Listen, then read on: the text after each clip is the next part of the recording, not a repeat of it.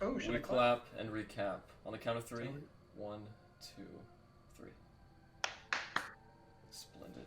So, when we left off, our intrepid group of adventurers had recently tracked down the aim of their quarry, Sephyk Kaltro.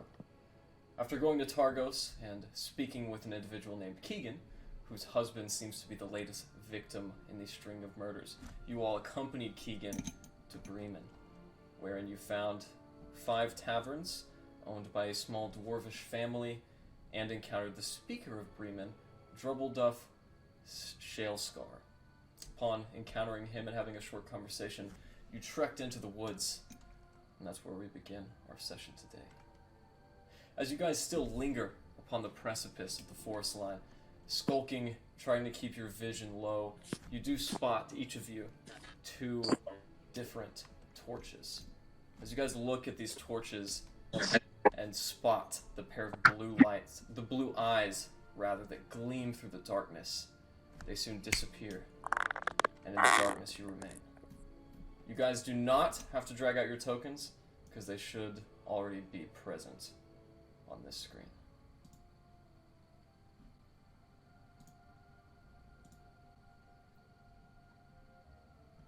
Okay.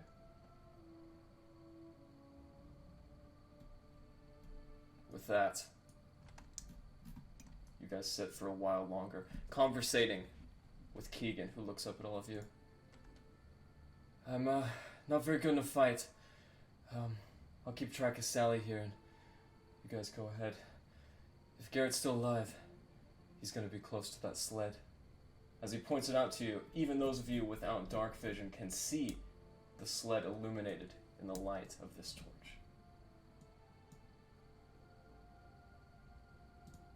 Going to go and get him. Can I? I can't see. So right now we only see, yeah, it's all in the black because the building is blocking it, I think.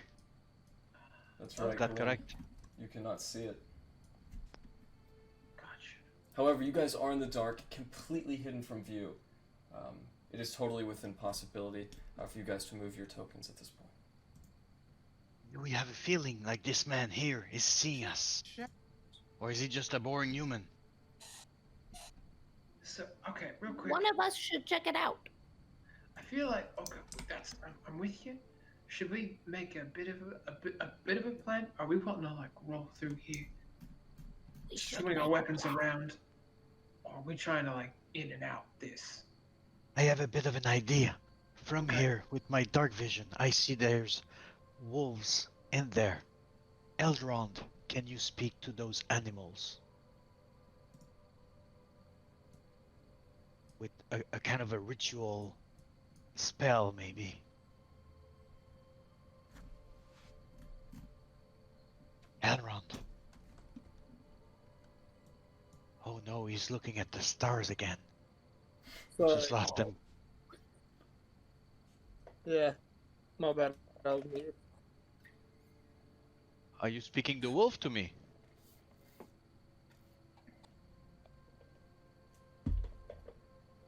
Okay, plan B. What? B. What about we go on this side and we walk around and we try to be very silent? Who here I think is that good sounds at like a good talking? Oh, you're good I'm at good at- I'm talking. good at talking. You I love go talking. talk to Talking him. is one of my favorite hobbies. You go talk to him. Do we have a clue if those are all evil people? Okay, so you want me, Zabad, to go in there by myself and say, hey, how do you do? How do you do? Well, maybe I could go with you as like some Oh, muscle. okay, can anybody disguise themselves? Because if we don't have to kill these people, we might not knowing that we were involved. I may. I have a different set of clothes I could wear. Maybe I could.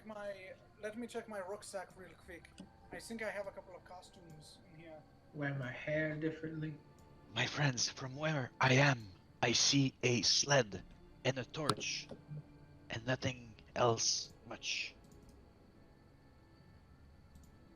Keegan, Okay, I have a disguise kit. I could make a disguise for somebody. Yourself? No, I could make a disguise for myself. But Yeah. is anybody else unable to disguise themselves? I will say it feels odd. They don't. I can't imagine these people know who we are. Do we need to disguise? I'm whispering, by the way. Well, I'm just Do we need to saying, disguise if we ourselves? If we are going to be in this campaign for a while, then I think these people might come back around. You think? If they're hostile now, they'll be hostile either way. What campaign? Yes, that is You ready the for point. something? These scraps of disguises. I'm an active Just cast. go.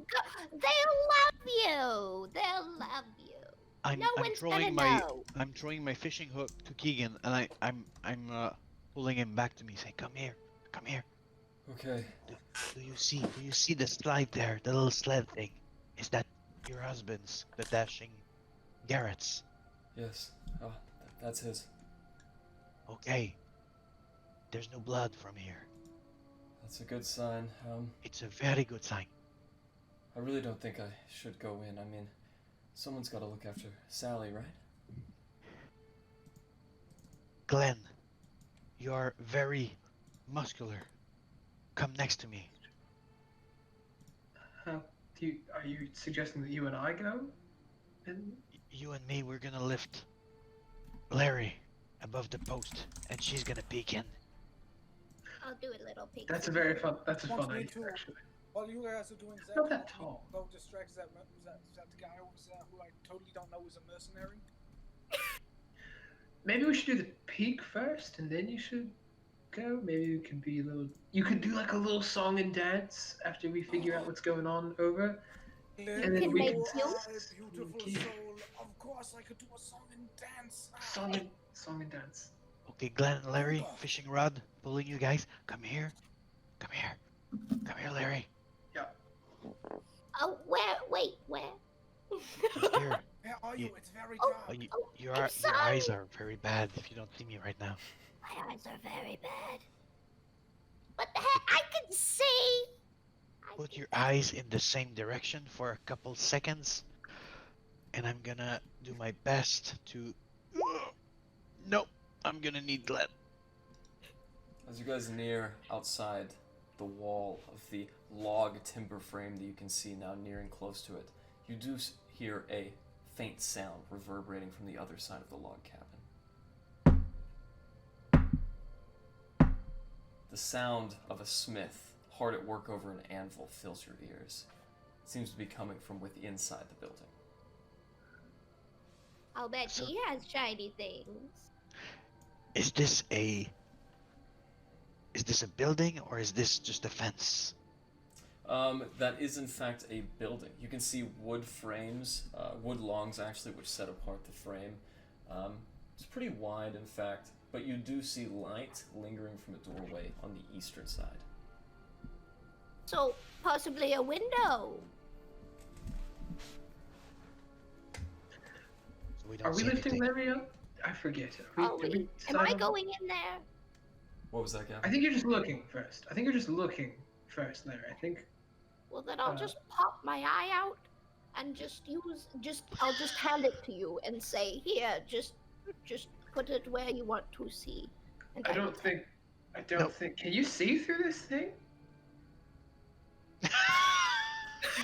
Okay, I hope. Bard. It's magic! Bard, you're up. I can't see through it. Right?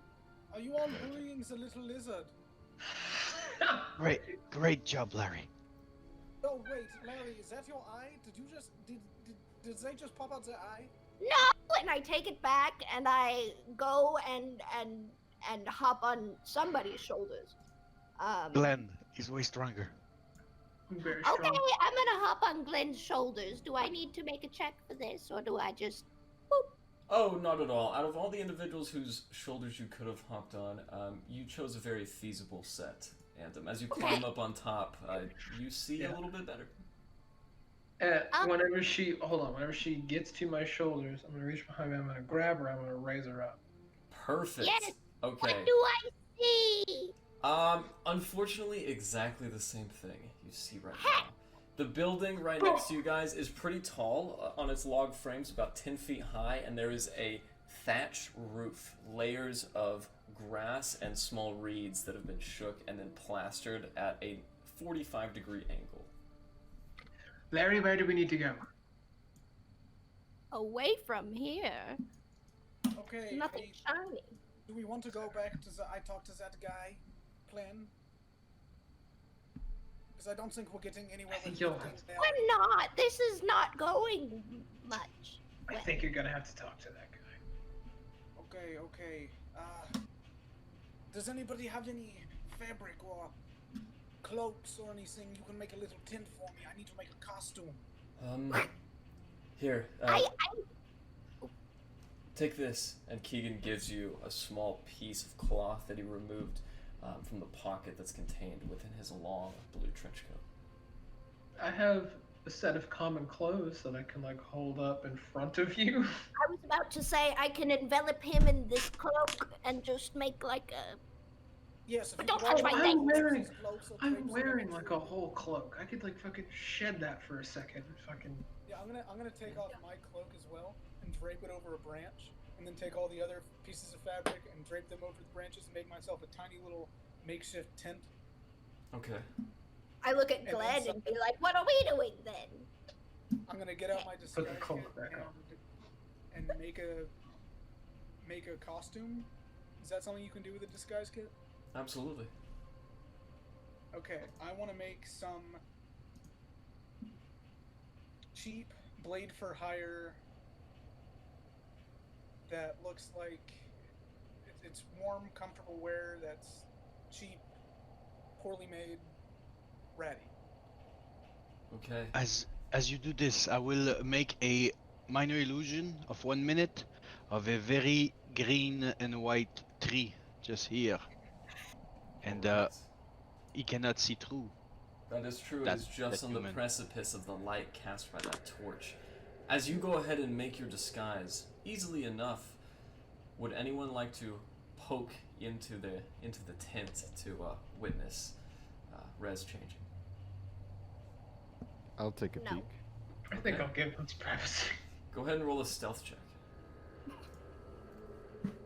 All you see is just a dick.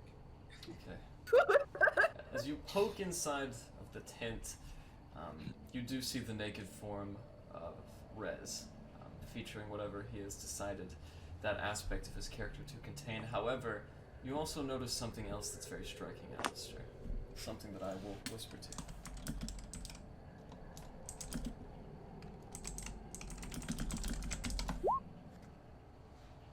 What I just sent to you is quite lavish, intricate in design. It seemingly looks like a map, though of what place you cannot seem to recall.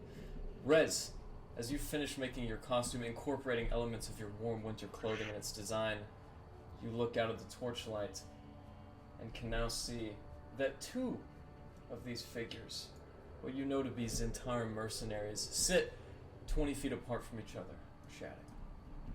Be quiet. Okay, I so see right as one I- just here. He's right Right- there. What? Right as I get the costume on, I'm just gonna double check and look at all the crevices and slight gaps in the tent. Do I see? Is Alistair still there? Did I notice him at all? Unfortunately, did not. Okay. So after a total of however long it take, how long would you say it would have taken to make that costume? About 20 minutes. Okay, so after about 25 minutes, a figure comes out of the tent, not looking like Rez, but as a grubby little dwarf with a really gangly beard, and like yellow eyes, and chipped and yellowed teeth, and like dirty, grimy, black and peppered beard and hair. Looks exactly like me. Why did you not go for a human, like a mob boss or something? Right? Why are What? you a stinky dwarf? Don't they want to? Don't we want them to like us? This is fucked up, the conversations that we're having right now. I'm right here. I have Oh, another step, oh, though. but What would you- you guys recommend? I think you look great. Well, after 20 minutes, just go with it. Yeah, you put your heart and soul into it. I'd hate to take that away from you. Anybody can make it. Can anybody make a minor illusion of a sound on the other side? Maybe there of something making a noise, so our friend goes to talk to just this one. I'm refreshing the tree, so I cannot do both. I can do something. Yes. I'm gonna search around on the ground for a rock, You find one easily enough. and I will use my magical tinkering to place a sound on it, a non-verbal sound. And Is it, that a real thing? yes, it is. It is. Okay. So, I'll place a non-verbal sound on it that is the sound of a yeti growling, Okay. and I'm gonna just chuck it over here by the tree. By that tree. Interesting. You don't have the biggest strength. You should leave it to Glenn. As you He's do- gonna throw it on the other side of the town. You I'm sorry, can what are we take. leaving to me? You can take his advice if you want to. It's not too late, Alistair. Yeah, I'm gonna hand after I put the magic on it, I'm gonna hand it to Glenn. A bit of a nod and a wink. I can catapult it. So I'm throwing this? Yeah. Eddie, I. Yeah, I do believe Larry actually has the spell catapult. Yeah. I mean, I could, but why would I give up the chance to just try and see him throw a rock as far as he can? I can do. I mean, it's specific. I mean, you want me to throw it far enough to draw him away, close enough to he can hear. Yes. Very You Right. can do this. I'd say over here. That's okay. Just don't hit the stars. What do you, Just- if I were to, Just a little rock. Look at those Little rock. What is this, Alistair? Give me. Yes. A That's little good. rock, size of your palm. Give it a Been at whirl. sea. He's been very long at sea. I'm gonna throw it. What do you want me to roll? I want you to roll an athletics check Absolutely. against a DC, which is totally not arbitrary. And with that, you hurl it directly in the location it needs to be. As it lands and makes impact with the soft snow,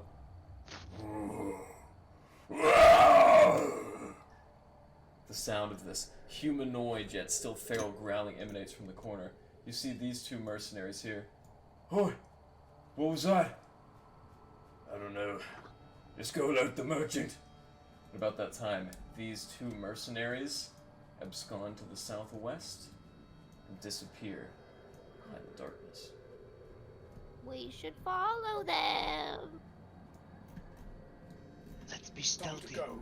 Is anyone here especially light on the foot? Could someone? Red. Be stealthy as you can. Stop right there. Rez, as you get to exactly this point, you do see light emanating inside the room to your right. As you do so, go ahead and roll me a stealth check. Because you are fully illuminated. This guy makes no sense. As you guys get to that precipice, leering over at the illusory tree created by Aurelas, you see Bartholomew tiptoe into the light, singing his do-do-do song. Rez, go ahead and roll me a stealth check. Yeah, I don't know if I'm trying. Like, I'm trying to talk to someone.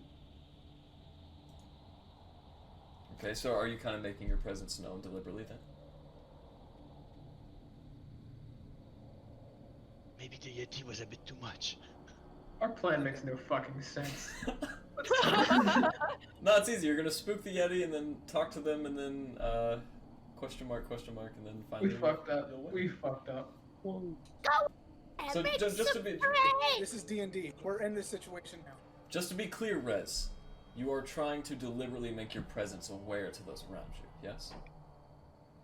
Yes, I'm trying to blend in, make sure they think I'm... At about the time you get there, the But rest of you, instead- hidden in darkness, see this lumbering mercenary appear. Eyes bloodshot with red creases. He darts at you anxiously, Rez. Hey! Who are you? Who are you? I don't remember your face. Oi, where's your mark?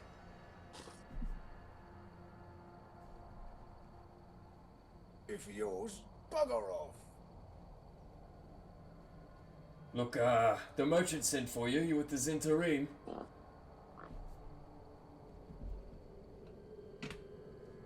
Me. Finally, questions that are going somewhere. You broke up a little bit. What did you say? I believe I just said, yeah, that's me. Alright, go ahead and roll me a persuasion check. Deception. Oh, yeah, sure.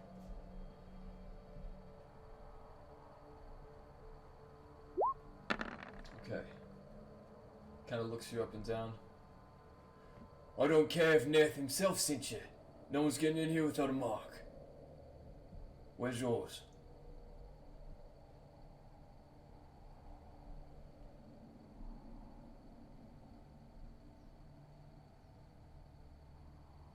It's not going great, guys. Be ready.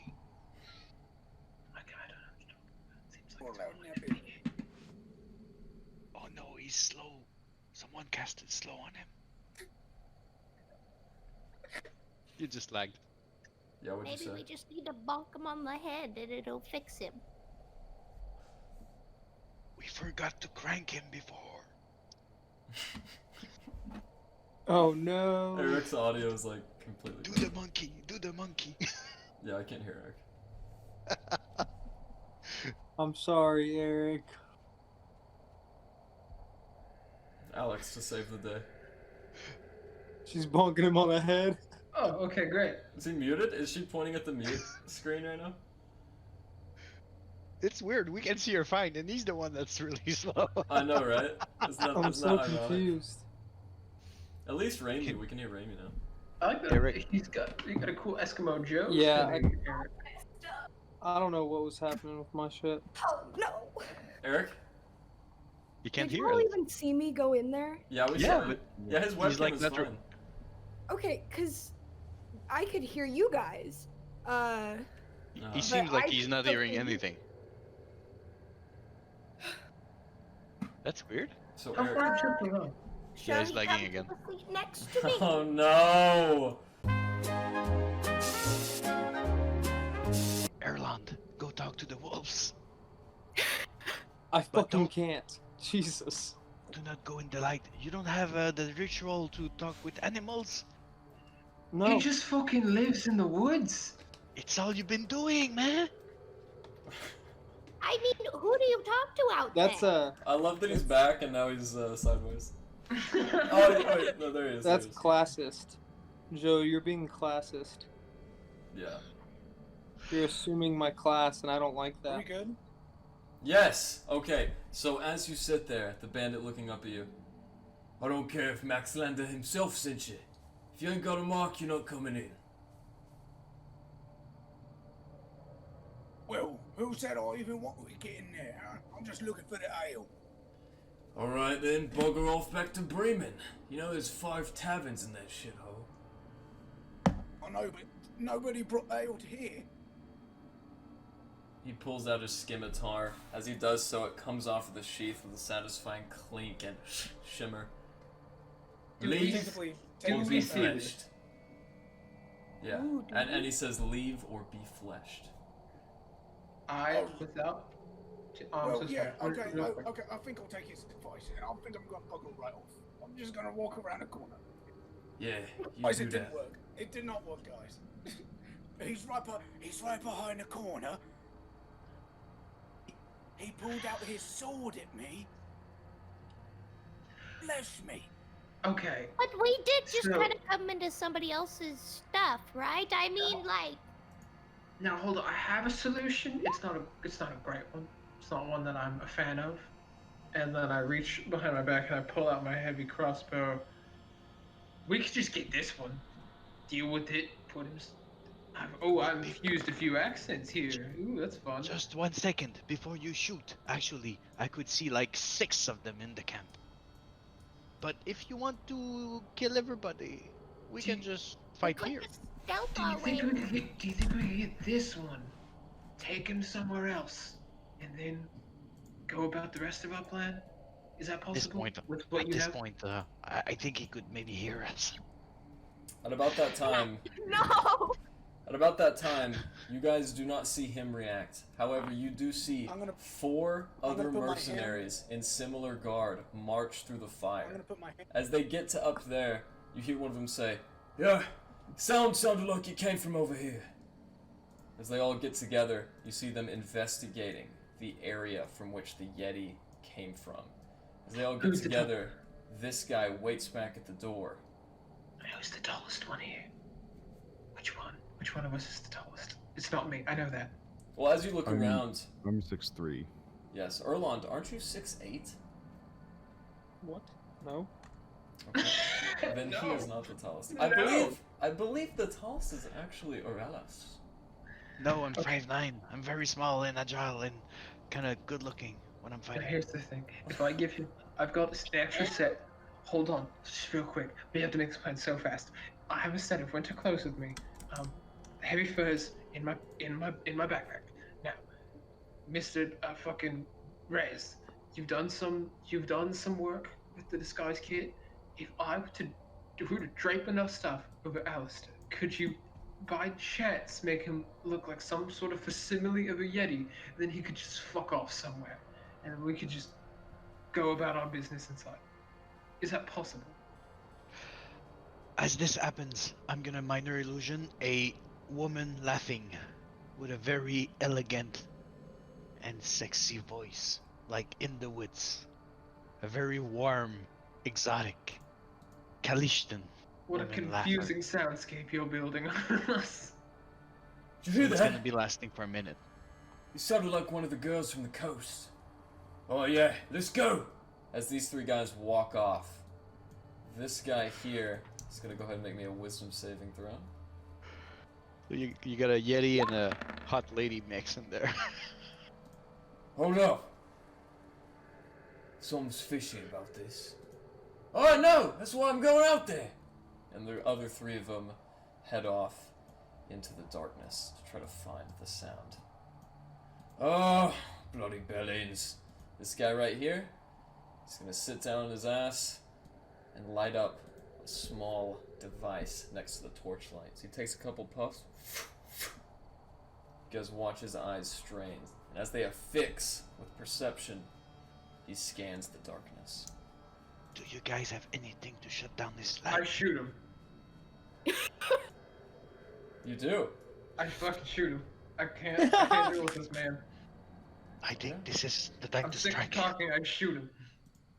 Alright. Fuck. So, with that, I'm going to say go ahead and roll, and since we don't have an initiative count, it will be Restholomu's turn. So, Restholomu, as you watch this bolt fire wide over its target, it is now your turn. Oh, we don't see the turns right now. That's okay. It's Rez's turn. Do you see it in the Rez? chat? Yeah. You do? Oh yeah, red. Rez, Glenn, what did you? Oh, Glenn, your what turn. did you do just now? Oh, Shot at him. I'm Try. talking. we are into a combat situation. Yeah, we can hear you. I'm talking. Hello. Yes, I tried. We're aware, yes. We're know. less talking, more shooting. I am speaking. Hello. Oh no, he's Hello. sucking Oh my god, hello. he's doing the promotion move. He's casting the charm spell. So You handsome. take- Look at those You tops. take, you take your 33 and 1/3%, and my 75 and 1/4%, and then Samoa Okay. Joe knows. Okay, so He from can't his beat me. pointing in frozen visage, I assume that Rez would like to cast Bane on all of those guys, or the 3 that he can see anyways. So Eric, do you want to cast Bane on those 2? Oh no, it's Charisma. Blink twice if you want to cast Bane.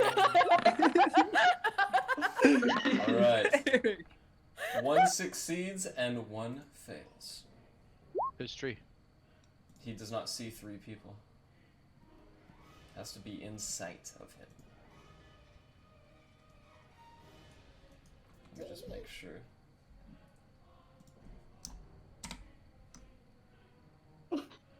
Oh, in the dim light. Okay, yeah, he can see 3. Alright. 2 of them fail their saves. So, this guy right here is not baned. However, these 2 in the darkness are. Do you want to go with those nice 60 markers? Absolutely. For the ones who hit their head too much as a child and have short-term memory loss. The best of us have short-term memory loss. This guy. Brain trauma gang. So your new rapper name is Two Guns. Oh, this is my turn. Is it? No. It is. Yes, it is. Okay, since I see him take his fucking weapon and shoot, I will take my short bow. I will put an arrow in there, and I'll shoot the one guy with the torch that seems to be looking for where the arrows are coming from. Before he reacts. Oinks. Short bow. I think I hit him. That hits. Ka-chow. And, my friends, there's one as well along the building. Be very careful. And that's my turn. Okay, as he is suddenly struck with the bow, you guys watch as 1 bolt misses, 1 hits. Get Kaltro! The guys in the darkness immediately turn around at their aggrieved friend, and they will join the initiative. However, before they do, Larry, what would you like to do? I believe I would like. Oh, I saw the blood animation. That was fun. Let's see. I think I shall throw. Can I even do anything from this far away? I'll move right here and throw my hammer at him. Go ahead.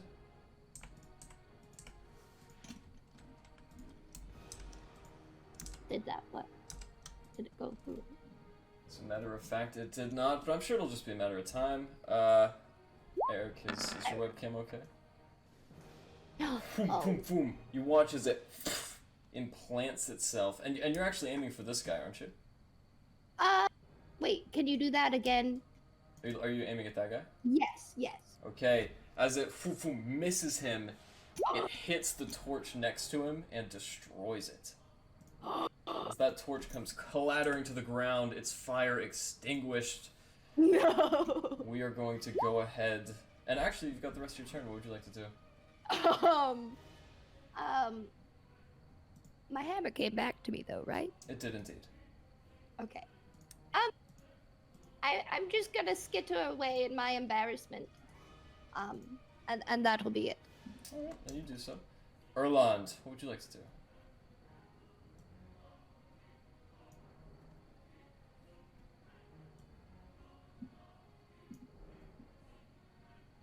So, how's this thing on this chat work? Whenever you're... Oh, Larry, I'm gonna hit it for you. Whenever your turn is over, you just click that, and it is now Erland's turn. I told you I would need that. I don't know why the tracker is so fucked up. It's Gotcha. weird. Okay. I'm gonna go Starry Archer form and kind of push myself to this area. And then make a I'm gonna make the ranged spell attack, hurling a luminous arrow. Right. DM, your health is I know, shared, I think. know. Yeah, I know. Wait, what? It's nothing, go ahead. you're good.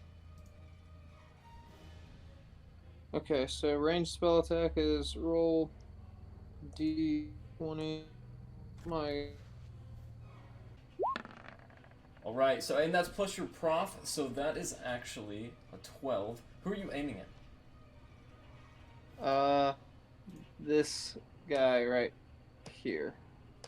Nice. Okay, with that, as you guys see the celestial constellation like arrow loosen from the body of Erlon, it strikes into the mercenary who falls to the ground, dead. With that. Oh. Yeah, he dead. What else do you want to do? Okay. And then I am going to kind of swing myself back over here behind this tree or rock or whatever that is. Nice. Okay, not all the bandits are dead. Joe, do you know how to unlink? This has happened to me before. I have no idea. Yeah, just click whatever token you want. Just remove the marker thing. Just DX. I don't know if it's gonna share it if otherwise. That's okay. And you gotta right click the token, the shared health in the token bar. Yeah. You would just want to enter the number and not the NPC health. Gotcha. So if they have 12 or 15, you just enter that, and then you gotta re-link the token to the sheet. Right. Yep. And then you can redrag him, and you're gonna be all set. All right, we're all good. Okay, so with that, it is now Glenn's turn. What do you want to do, Glenn?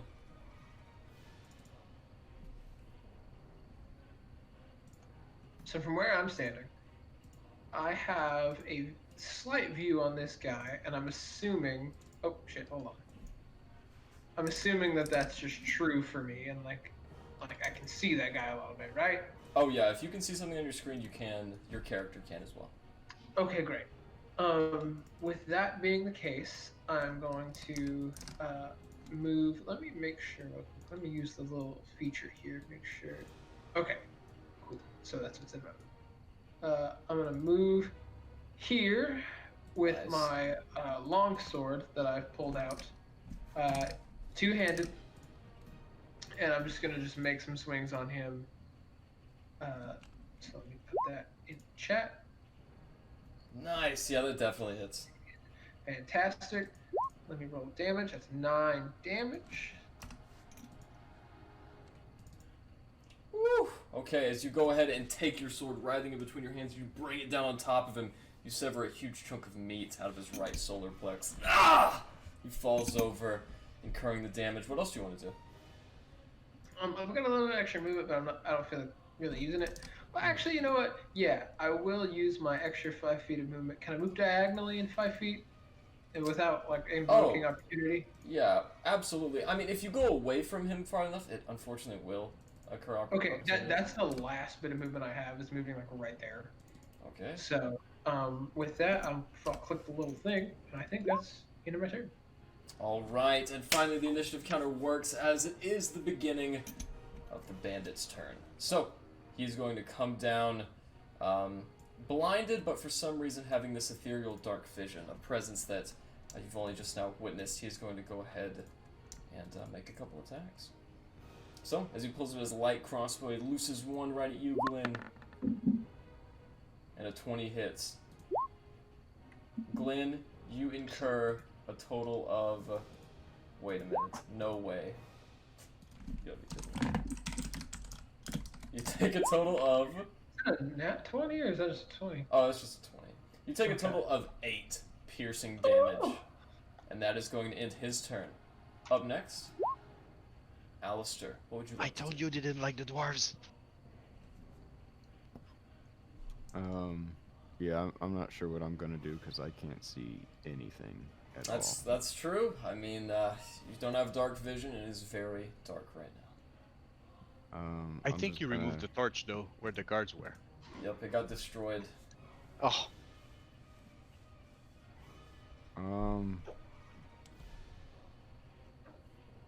You know, I'm just gonna chill here, I guess. No, I gotta do something. All right, I'm going to.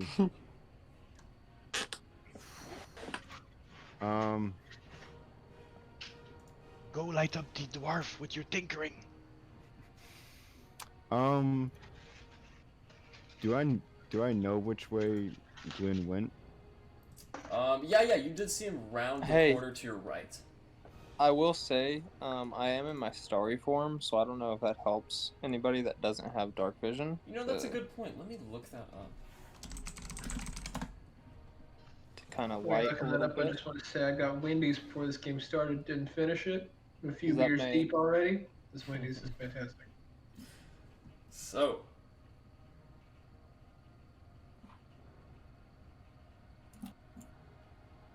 Okay, the- I do not see that you generate light anywhere in your starry form. Okay. Alright, I'm gonna pick up another rock off the ground. Genius. I'm gonna do my magical tinkering again. And this time I'm going to make the rock radiate light for 5 feet and just give it a toss out over here. Okay, as it lands at the foot of this bandit, it radiates light in a circumference of 5 feet. So 5 feet. you should now be able to see him. Yes.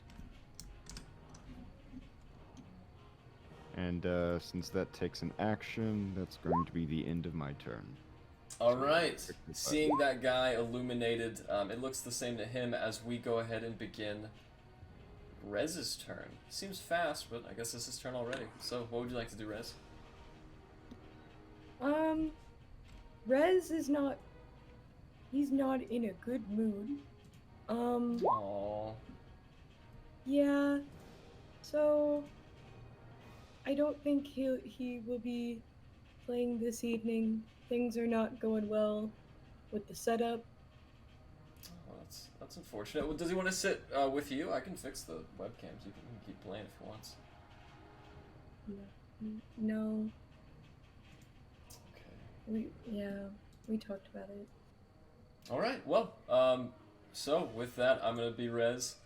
Well, if we cannot just sit here, and he's going to turn around and go ahead and inspire you, Glenn. Throughout the darkness, you do hear as he chants and sings, and you are inspired with 1d6. After that, he is going to use his main action to cast Fairy Fire. As he does so, all of these guys, this dude, this fella, and another person that you can't see begin radiating a dim light. As they do so, I'm going to set that up and we're going to go to the bandit's turn. As it is now this bandit's turn, you do see him radiating with a faint light at the beginning. Bada boom, bada bing. And he unfortunately cannot go anywhere else and is going to attack Glenn once. So Glenn does a 14 hit.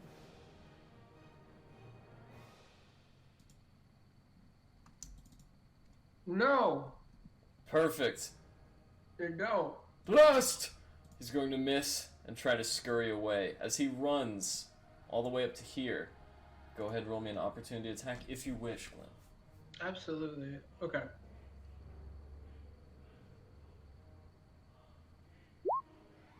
Perfect. As that hits, go ahead and roll for damage. As he gets outside of your range and you catch him just in the back of the thigh. How do you want to do this? So I catch him in the back of the thigh, which I assume brings him down. Yes, it does. Down to like his knees. So he's probably, if he's a human, I imagine he's probably about my height, or maybe a little bit less. And I'll do a sweeping strike and just decapitate the fool. As you hit him in the hamstring and then decapitate him, you watch as his head rolls for a ways, getting to right here, still illuminated in the fairy fire. And we're gonna go to the next mercenary's turn. He is dead. Don't know why he's on the initiative tracker. And Oralas, it is now your turn.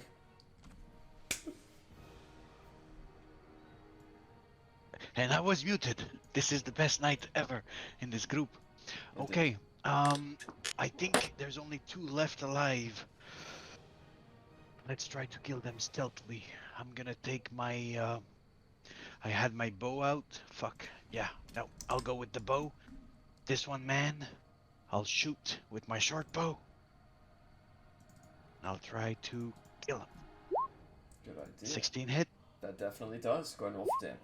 7 Alright, damage. illuminated with the sight of Alistair's enchanted rock, you aim down your sights and let a bolt loose from the darkness. As it hits, what else would you like to do? I will run here for 20 feet. I'll drop my bow, which is like not a real item action because it's dropped, and I'll take my Truthsbane short sword out, and that'll be my turn. Okay. As your turn is over, it is now Yeah. this bandit's turn, who's up in the darkness, creeping around stealthily. Go ahead and roll me. Well, actually, you have dark vision, don't you? I do. What is your passive wisdom? PP 11. Okay, He's on top of my bow, the fucker. absolutely. If he doesn't see me though, a good opportunity. As he stealths around you creepily, you do not see him in time. And as he gets to right there, he's going to bring down his scimitar. 22 hits. You It take is... a total of 4 slashing damage. Ouch, motherfucker. As his turn is over, Larry, what do you want to do?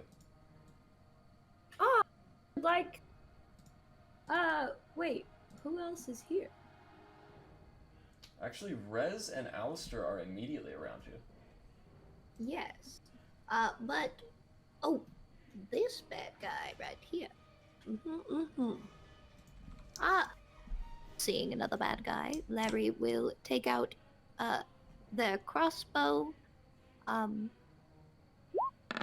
pelt him. Nice. Okay. Okay. A 15 definitely hits. Okay. 9 damage as you bring it back using all of your tiny kobold strength generated over a few days adventuring. How do you want to do this? Well, I suppose I shoot him with a crossbow, and he dies. Easy enough. Right in the throat. As he falls to the ground, blood trickles out, and the light still remains on the stone next to him. With that, it is now your turn, Erland. What would you like to do? I'm gonna go be with Eric a second. Sorry. Oh yeah, do your thing, no worries. Alrighty.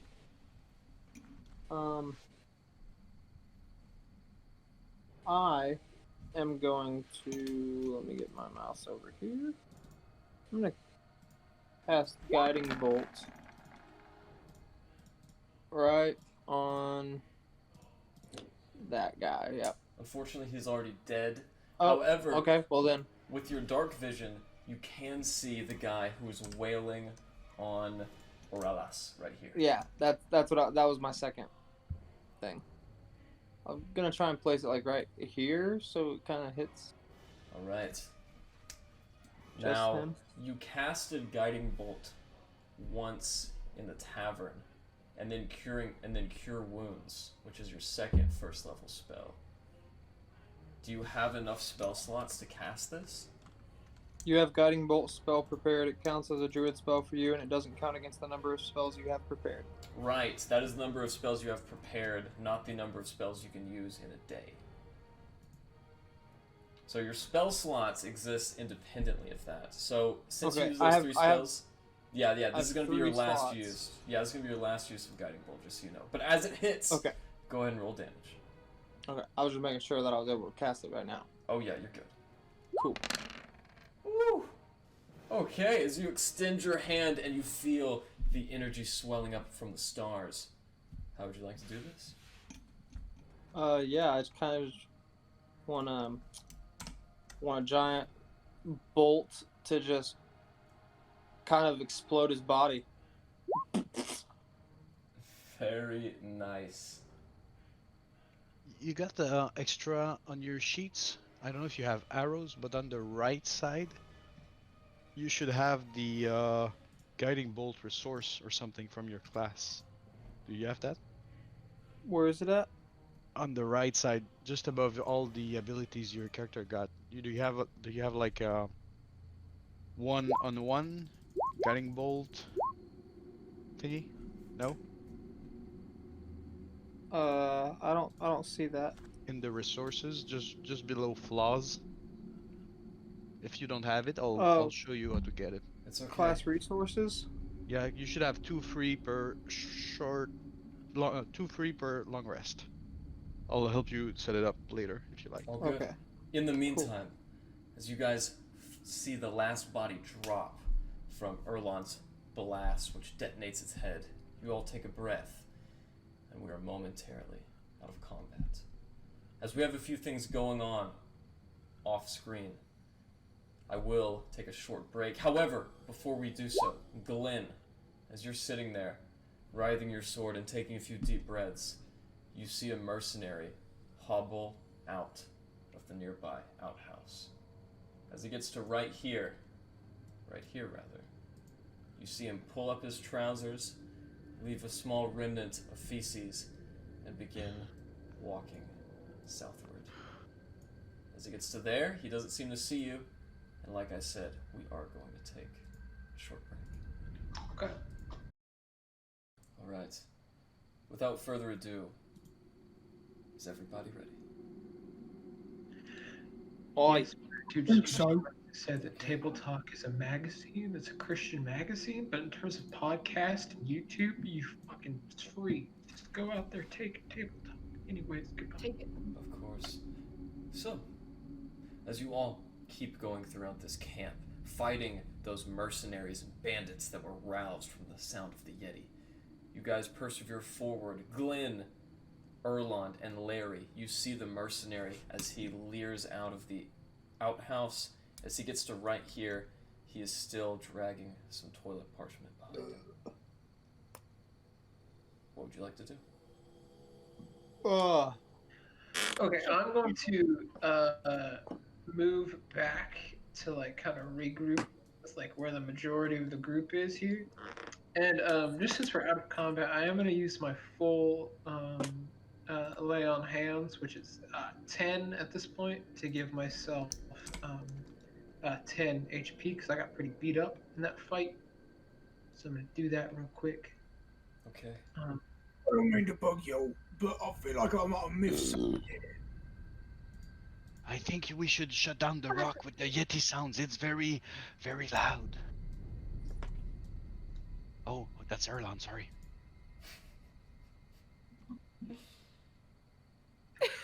Okay, That was so mean. Come on now. while we're here, I saw a man. He walked into this building. I'm pointing at it. Walked right there. He walked in from the outhouse. It was over here. Outhouse.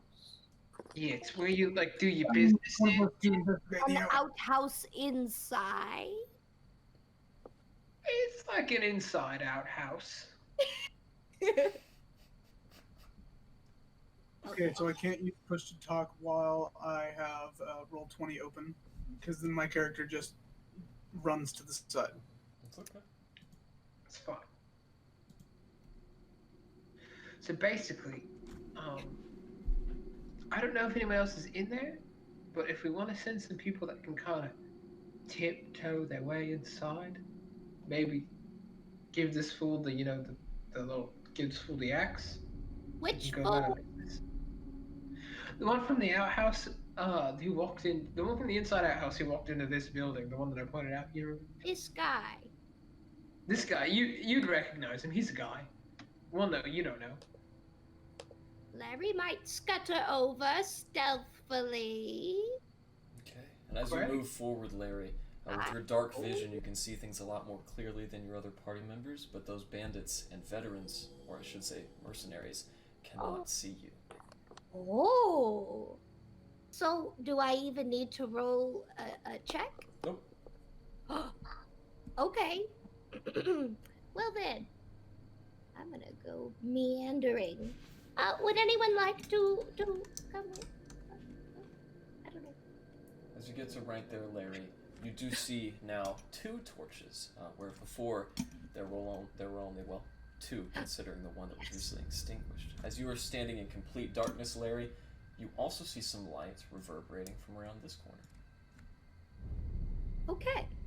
I will go around the corner and Looking peek in, in where you there's some light. you can see a low burning hearth, and right at the top, you watch as a mercenary peeks out with a large glowing sword. He pushes it down into the earth, and you hear the sound of a fresh blade being quenched. Okay. I would like to go back and relay to my fellow friends what I have seen. As you get to right there, and as you tell them that, Larry, you can actually see him over your shoulder through the door on your left. Right there. He is going to go ahead and roll perception. Shit. Are you there? What do you do? As he gets to the doorway, he sees his dead allies. Hey!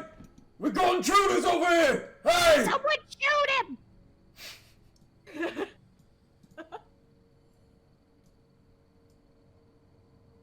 As that happens,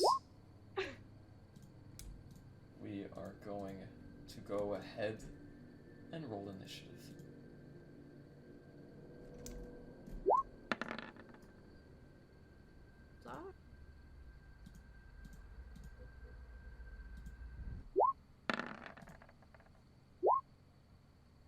Woo. You actually need to roll initiative? Yes. We're rolling initiative. We're rolling it. Yep, we decided to give up. Yep, It is a rule new thing. thing. It is for good. Okay. Are we sure? Are we giving it up? Alright, give me just a second. It's breaking the server. Oh no! I get to play the game. What does it mean? Did I not roll? Initiative. Shoot! It's okay. Oh, What decision was made while I was taking myself a leak? If that's we're gonna start rolling for initiative. What the hell? Roll the game. Keep rolling, rolling, rolling, rolling. Come on! Rolling, rolling. Because apparently I can't do it right the first time. Are you not? Is it not working, Joe? Oh I no! think The audio thieves have returned. Oh no! That's okay. 1, 2, 3, 4, 5. Looks like we got everyone here except Erland. Except for who? Erland. So I'm there. Thank goodness. I rolled mine. Yeah, he did roll a 19. Can you roll one more time? Oh. I can't get back All into right, the that is chat. okay. We're gonna give you the 19. What are you having problems with, Larry? I can't get back into the chat. It's just showing me my character name, but not the chat. That's not good. Can Fine, you... I'll figure it out. Yeah, you should be able to click on the chat icon. If that doesn't work, we'll figure it out soon. However, at the top of the chart, as this transpires, it is now your turn, Aralas. As you can see through the darkness, these very close bandits kind of looking over and seeing the dead corpses of their allies in this light. They're going to go ahead and roll for initiative, but before they do, Aralis, it is your turn.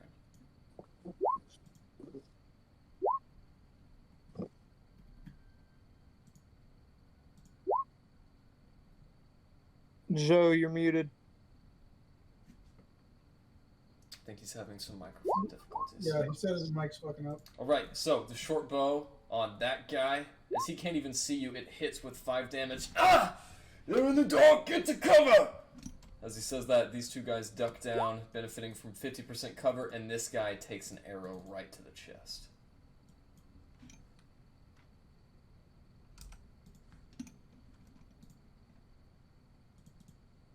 Okay. What else would you like to do? We're going to say he holds the rest of his turn. Erland, it is now your turn. What would you like to do?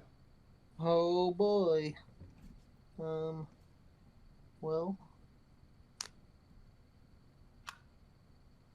I am going to So what are those? What are they behind right there?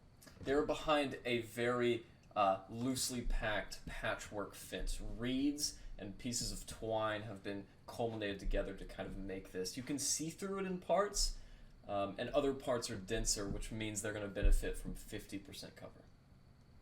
Copy that. Okay, I'm gonna go right here, and I'm gonna do my Star Archer. Nice. Okay, the And does stats a are 12 correct. hit? And it does, as you all see a voluminous bolt of starlight strike his target. Who are you aiming at? This guy right here. All right. Bigger and bulkier, he sticks out, and as you narrow off his hunchback and loose your spiritual arrow, it finds its mark. And as it hits, he does take the damage. Alright, and then let me see really fast. I'm kind of lost. Hang on. I've got a lot of tabs open right now. Oh dang, I don't have it in there. Guidance like, what does guidance do real fast? Guidance bestows an ally of your choosing, basically like a 1d4 inspiration die, if I'm not mistaken. Okay, cool. And is that a bonus action? Well, let me check here. I just want to double check this. I believe it's an not- action. it's not. It is an action, so you cannot use it. Okay. Alright, yeah, it's gonna end my turn. All right, up next, Glenn. Okay, so I think the doorway is pretty small there. I'm assuming can Larry and I can we occupy the same space, or is that not possible? Unfortunately, you cannot. She's a kobold and not a halfling. Okay, well, what about this dead guy? Can I stand on the top of this dead guy? Yeah, he's dead. Okay. I'm gonna stand on top of this dead guy, and then I'm gonna shoot my big crossbow at this fool standing in the doorway. Okay. So let me roll for that once I find it. There it is. Bing, bang, boom. Damn it. Actually, what did you roll? Oh, there it is. That hits. That hits? Yes. Now, he's not within 5 feet. He's actually 10 feet away from you, so you do not take a disadvantage or any penalty for the vicinity. And as you strike him, he looks up and is knocked to the ground. The wind bursts from his lungs. And I want to get in this building. I only moved, was I standing there or was I standing there? I don't remember. Yeah, you only moved about 10 feet to get where you are currently. Yeah, because you were actually right here, and now you're here. Okay, gotcha. So can I try to then move here for 20, and then here for 25? Can I move past this fool? I will say you can, but as you get there, go ahead and make me an athletics check.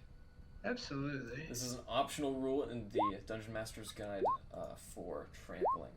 So he did not roll a 21, and as you knock him down, poof, he goes to the ground. He's going to begin his turn prone, and would you like to end your turn there? Yes. Great, because up next is his turn. As he gets to his feet, he turns around to you. Worthless half-breed! Ugh! And he's going to go ahead and strike you, Glenn. Does a 9 hit? Absolutely not. Then it will now be Rez's turn. Rez, what would you like to do? Okay, yeah. So I look at the area and I'm all like, oh shit, okay, here we go. I wave my hands about and I throw something over there in a 20-foot cube of fairy fire, engulfs all 3 of them. All right. So, you want to hit all 3 of them? I did use Fairy Fire already when you were AFK, however, that's kind of cheap, so I'll let you use it again. As you strike all 3 of them, they need to go ahead and make me a Charisma saving throw. And as they do so, what is the DC? 15. Thank you for that. Submit.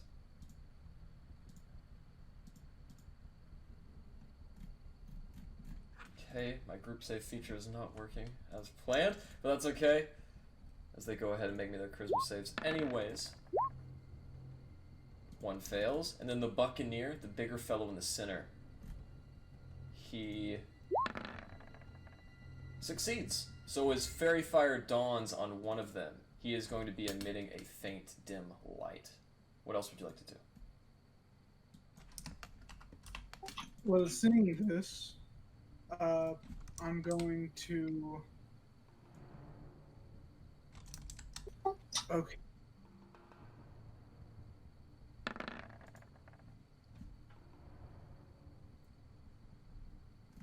Sorry, my computer was chugging for a moment. It did not like me talking and managing my sheet at the same time. All good, baby. So I'm going... Who all is immediately around me? Well, let's see. Larry is physically touching you almost right in front of you. Erland and Alistair are 10 feet away, and Erlas is also 10 feet away. Okay, I'm gonna grab Larry's shoulders. Pull her close to me. Larry, you are the smallest, most vicious little lizard I know. Oh, shucks. And that little hammer you got, it can hit really hard. So I want you to hit those guys really hard. Okay? Great. Okay. Now, here, take a D6 inspiration.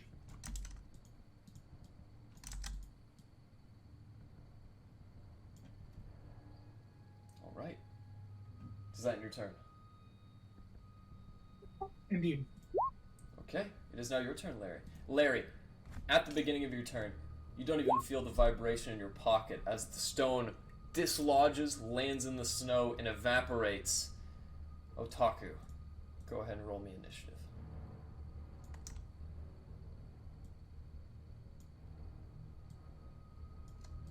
As he does that, Larry, it is still your turn. What would you like to do? I'll be a little bit surprised. Oh, my friend. Hello. And, who is this right here? Where at? To your right? Yes. That is Mr. Bandit. Oh, I would love to hit Mr. Bandit, with... Don't forget about your inspiration. With my hammer and some inspiration. How exactly do I use such inspiration? Well, as you have an inspiration die already, just go ahead and use it if you want. So that is a 24. You don't have to use it because the 24 already hits. Alright, I'll save it. Keep it for a rainy day. Amazing.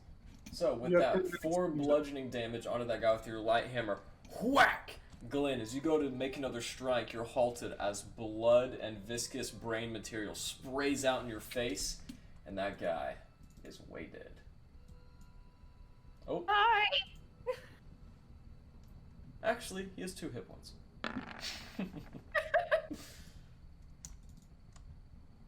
Alright, does that end your turn?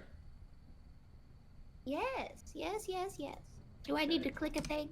I got it.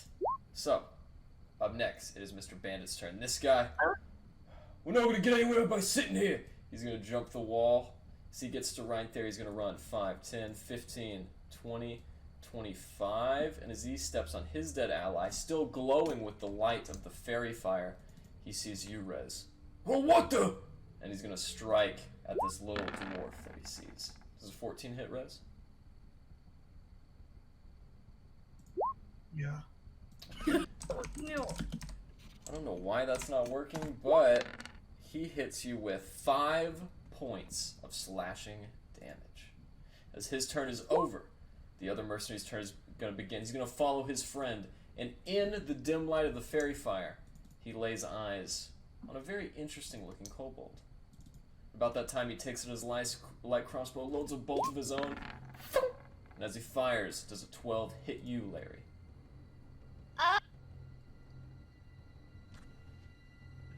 I don't think so. Hold on. It's got to load. Oh, yes. Yes, it does. As it does. What is going on, man? Come on, man. I feel like Joe Biden. Come on, man. Alright. You Man. take 8 Oh, points man. of Come on, piercing man. damage. 8 points. 8. Yes, it is a +1. And as that hits, it is now the Buccaneers' turn. The Buccaneers going to hop over, still with that searing, bright scar left over from Mr. Erlon's bolt. He's going to rear up, loading a musket. As he levels it off, he's going to fire it at the only target he can see. Oh, wait a minute. This guy doesn't even have a musket. What am I talking about? He's going to run 5, 10, 15, 20, 25. Nestling right into the fray. He's going to strike at you twice, Erland. Oh, what a bitch. Does a 14 hit? Let me double check real fast. No, or yes, it does. Alright. You take 4 slashing damage, and as this longsword hits you, go ahead and make me a strength saving throw. Okie dokie. Because with the second slash, he brings it down. Are you holding anything in your hands? I mean, I've got, like, my star bow. I don't know if that's, like, a physical thing I have or if it goes away after I use it. It is not. So with that, his second blow does not disarm you. And we're going to go to Alistair. Alistair, it is now your turn. Bet. Alright. I'm gonna make my movement up here. Start to see some things for once. And, this guy here, Buccaneer. I'm gonna get the sense that maybe he wishes he had some sort of gun that he could use. So I'm gonna give him a demonstration. Okay. As you oblige him, an 18 certainly hits. Bam. Ooh, as you send 7 piercing damages worth of bullets straight into him, it takes out his left flank. He comes down for a second. Sephyk! Where are you? But he is still standing. And that will be my turn. As that ends your turn, Otaku, go ahead and roll me initiative. I don't think you did it the first time.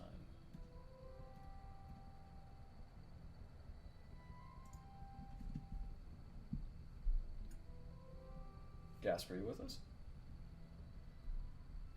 Yes. You are out of the stone currently as you appear next to Larry as I described. Can you roll initiative? Yes, sir.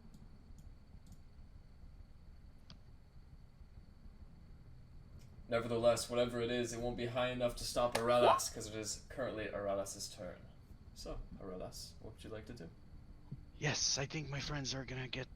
Well, actually, is this one dead? No, this guy's just standing on a dead person's body. Okay.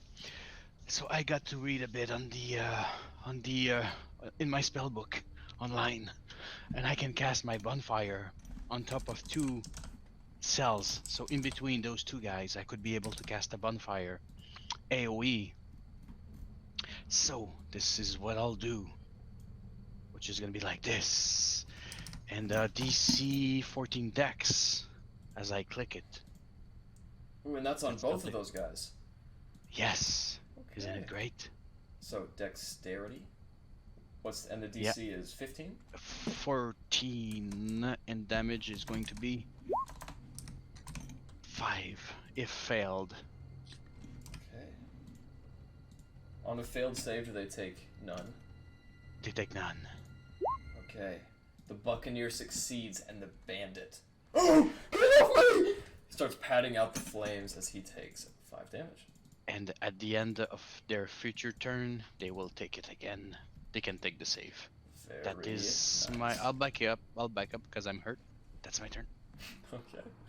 Otaku, it is now your turn.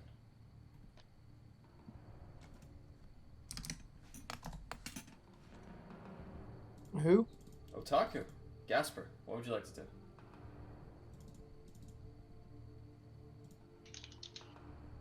He is- Hey, Gasper, I you're think muted. You're muted, Gasper, You're yeah. muted. I'd like to scout around a little bit since we're in the dark and we'd not be able to see that much. Okay, where would you like to go? I'm gonna go here. 10, 15, 20. Alright, you can certainly make it there. As you get there, you look around a little bit more. Can't see much, but with what you can see, you do spot a group of dogs to the southwest, caught in their pin. Erland and Oralas, you can also make them out far to the east as they whimper against their chains. Would that inspired opportunity attacks? Oof, yeah, it would. I didn't even realize he was so close. I'm gonna be honest, I don't see any dogs on chains. All I see is a That's okay. As he misses dead body. whiffing, what would you like to do? I would like to shoot my darts to them. Okay, at the mercenaries. I mean, the mercenary's dead on the ground, but to the dogs that are chained. You want to shoot it at the chained dogs in the distance? That are already in a kennel? Alright, go ahead and attack. Larry moment. Let's see if it hits. Pew! That's all you hear.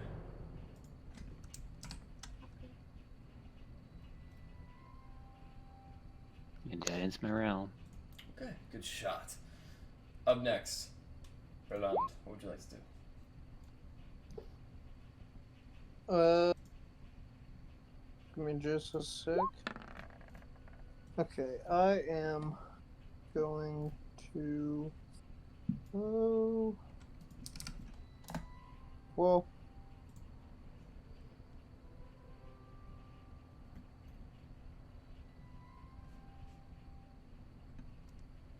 Yeah, I think I'm going to take my guy and I'm just gonna rear back and do a Star Archer again right to this guy right in front of me. Hell yeah. Unfortunately, it's going to be a disadvantage because it's so close, but you rolled a 14, which still hits. Alright, and then so damage for that is bam. Very nice. And then I'm gonna cast, since Guiding Bolt is a part of my class and not a spell, I have one slot remaining, which means I can cast. Oh, not that. Oh, did I click it? I didn't click it. Okay. Healing Word. And I'm gonna cast that at level 1. Yep. Boom, and that's gonna go for. I'm gonna do that one on Larry. Alright. As that second arrow hits him in the head, it actually ricochets, glances off, and puts a nice big whelp on his bald head as he falls back, losing consciousness. What else would you like to do? I'm gonna use my movement and just kind of. Oh, if it'll let me. There we go. Come on now. Okay. I'm gonna go right, like here. Fantastic. Is that your turn? Did you heal me? I did. I'm rolling it right now for you. Take your time. Thanks. Oh, good job. 4, and what's your spellcasting modifier? My spellcasting modifier. That is 5. So you take 9 Okay. points of healing damage. Or healing. You get 9 HP, Larry. Up next, Glenn. What would you like to do? I would just like to attack this bandit that is standing directly next to me.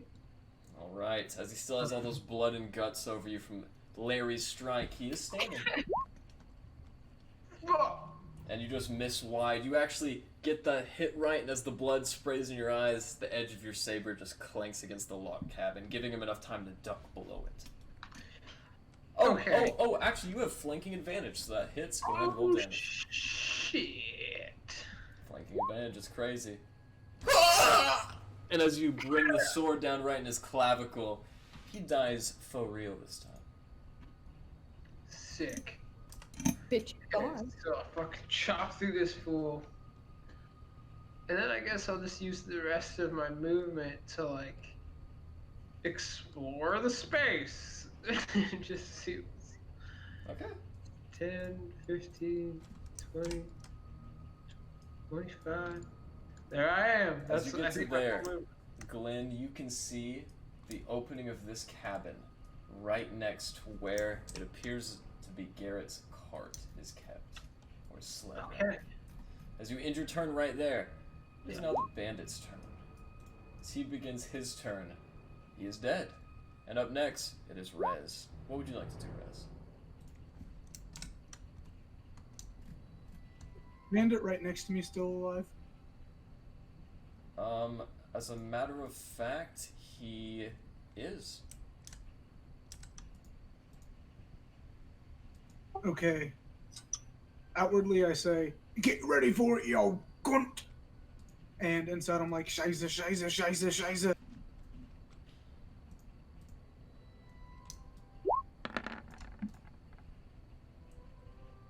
That narrowly hits. Ooh. A beautiful rapier strike, or at least as beautiful as one can be when your eyes are closed and you're wincing in anxiety. You stab it awkwardly, and he takes 2 damage. What else would you like to do? If I see that, I'll hit someone with it.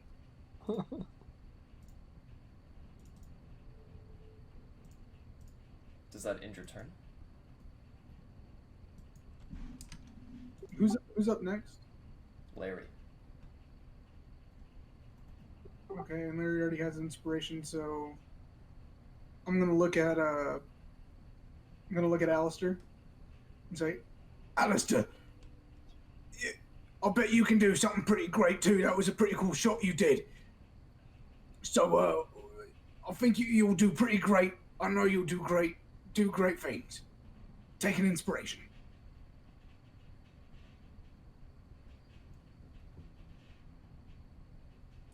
And with that, it is now Larry's turn. What would you like to do, Larry? Well, Larry believes that Larry would like to use a cantrip and a melee weapon. Is this allowed?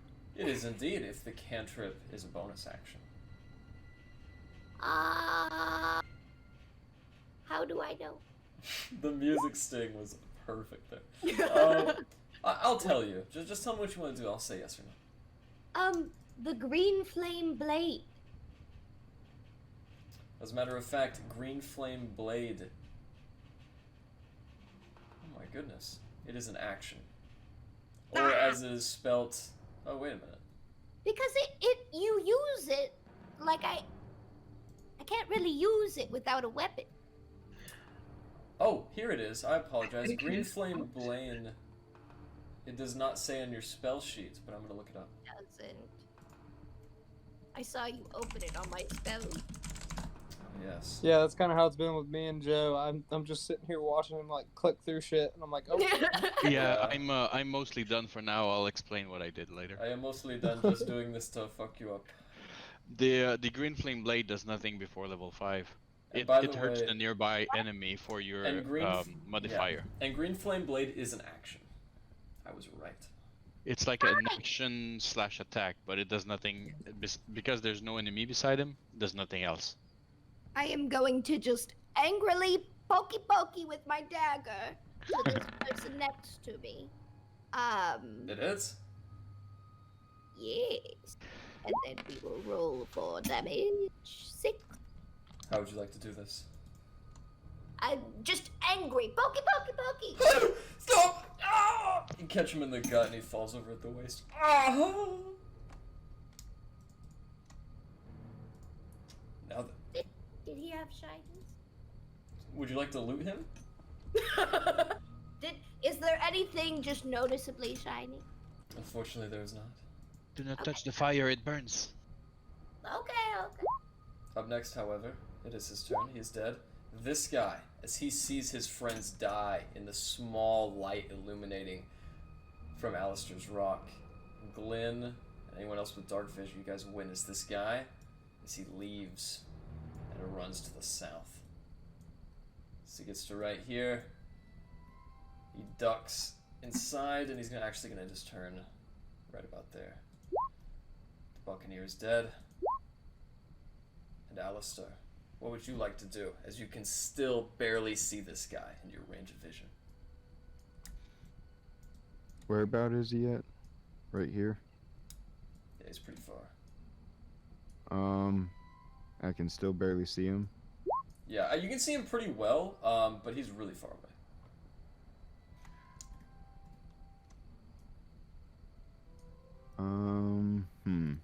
Let me check something real quick. Okay. Gonna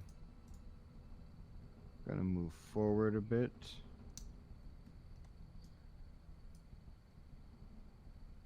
And then I'm gonna take aim. It's about the best I can do. That hits. As 6 piercing damage slices him in the back, he falls and then gets back up, holding his side as he limps on. Sephyk! The teeth! Anyone! He frantically searches out. It's the end your turn.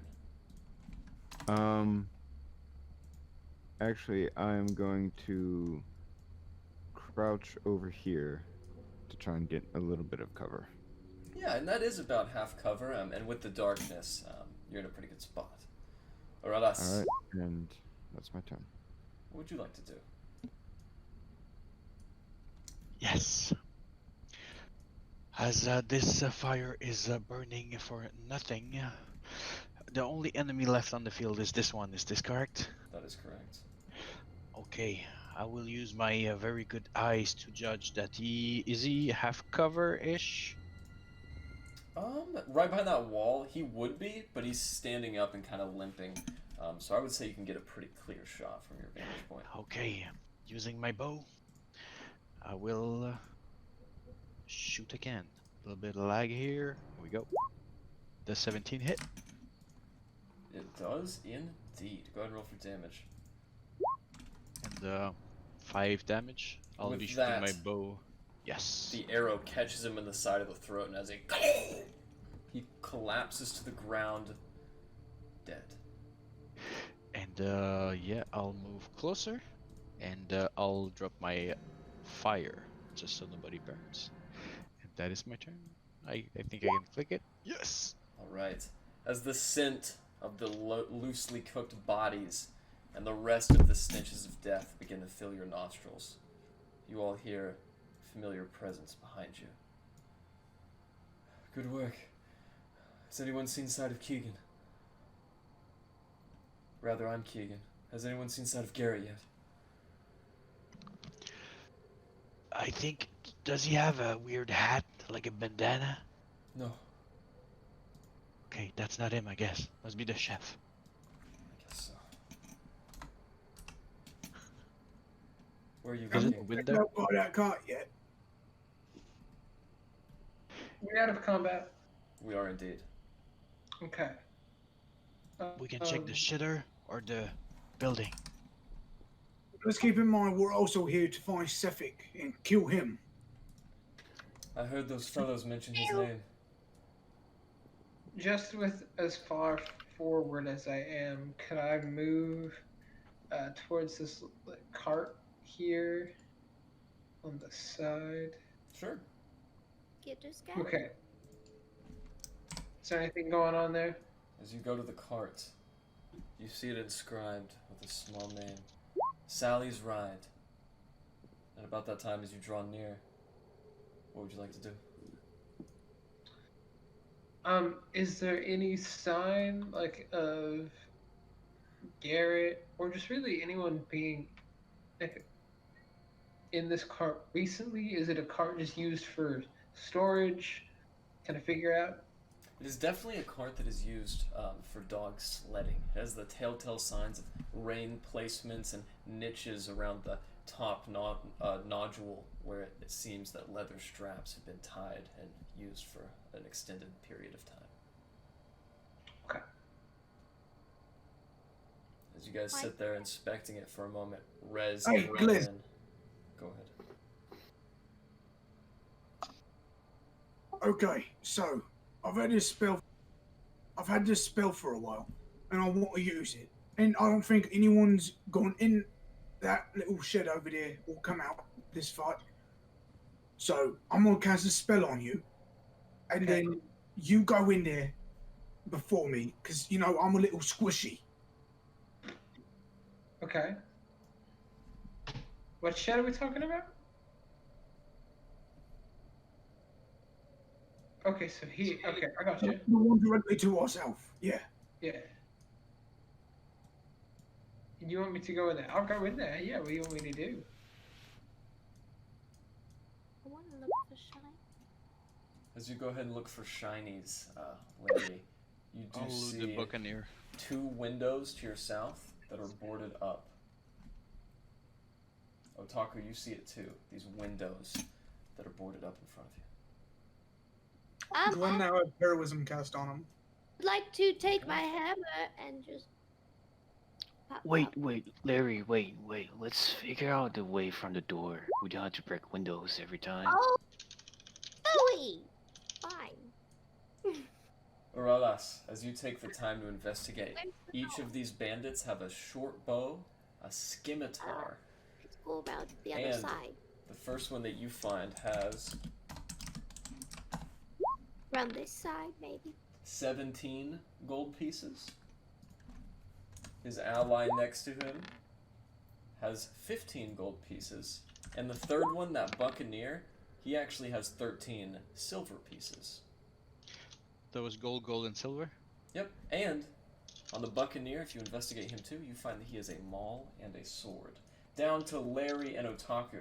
As you guys walk in, you see a very similar old dwarven man sitting on a chair reading a book in the darkness.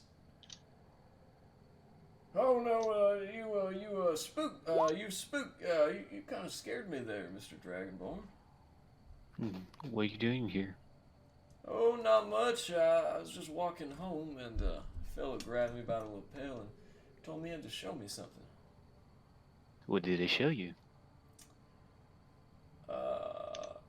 You know, it was funny. I can't seem to remember. Larry, as you get to that point, looking through the window, you see another dog sled just south of you. Otaku, as you're in that room, you get behind this old dwarven man who looks out. Hey, don't be sneaking around. Fella who owns this place is gonna be back any sec. He's gonna be here any moment. Nah, we took care of him. Wait! I know you.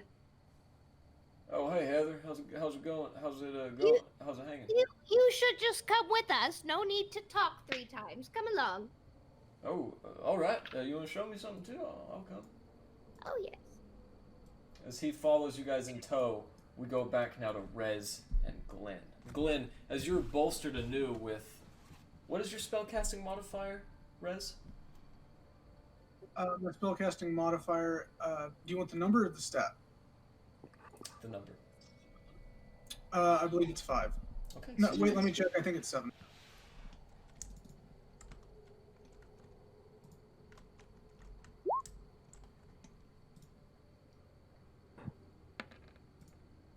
Yeah, it's 7. All right. With that, you get 7 temporary hit points, Glenn, as Rez motions to the small shed immediately to yourself. Okay. And am I free to move now with that? Yeah. Okay, well, with that, I guess I'll move into this little shed. What do I see? You see a man huddled over on the cot, steaming hearth in the middle, devoid of any coals, but still emanating a small aura of warmth, and a bolt of iron sticking straight from his lower back. Blood drains from his corpse. He seems to match all of the telltale characteristics of Garrett, and he also seems to be dead. Does he seem recently killed? He does. The blood's still draining. Rigor mortis has not set in entirely. Okay, I have one spell slot. Yeah, if I were to use Cure Wounds. Well, hold on. I'm not sure you're in there. However, I am in there, and I also have Cure Wounds. Can I attempt to use... Cure Wounds. It's my prepared spell. I have 2 prepared spells. I have Command and Cure Wounds today. Can I attempt to use Cure Wounds? Of course you can.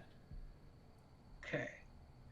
What is Cure Wounds? It's like 1d something? 1d8. 1d8? Spellcasting Okay, modifier. well, I will roll a 1d8. We'll see how that goes. Roll d8. It's a 4, and you said plus my spellcasting modifier? Indeed. It's my charisma. It's +1, so that'd be 5. Can I heal this person for 5 Your points of spellcasting damage? modifier is not just your spellcasting ability. It is your spellcasting ability modifier plus your proficiency. Oh, well, that would be 3. There you go. So he receives 7 HP, and with that, you watch as a cold and frigid breath fills his lungs. As he rolls over, you spot the telltale sign of a blue daffodil pinned to his chest, covered in blood. Get out of here! It's a trap! At about that time, the blue daffodil spreads and ice begins to encroach his body. Leave while you can! Go! Fuck, I don't got no more spells. Rez, you see this too. As ice slowly begins to grow. He'll be back any moment, run! What's on with him? What's going on? At about that time, the torchlight behind you guys extinguishes. Oh, shit. And you hear Get a in, voice. get in, go, get in. As you guys get in and run inside, it is a little bit warmer in there. No. And he goes back to his unconscious state. At about that time, you guys also hear the sound of footsteps, and then a voice, one which Otaku you can barely hear, and as it speaks up, you know, I ought to extend my gratitude to you lot. After all, if it wasn't for you, the graces of the Frost Maiden would not have relinquished me from my mortal coil. But death is such a brief respite. This positionless ethereal voice echoes out, and you guys are sitting there. What would you like to do? Just double check. Was that the voice from inside a house or outside a house? You can't tell. I couldn't tell. Okay. But you did. I'm just gonna shoot a look towards Glenn. Like, you fucking hear that too? Mm-hmm.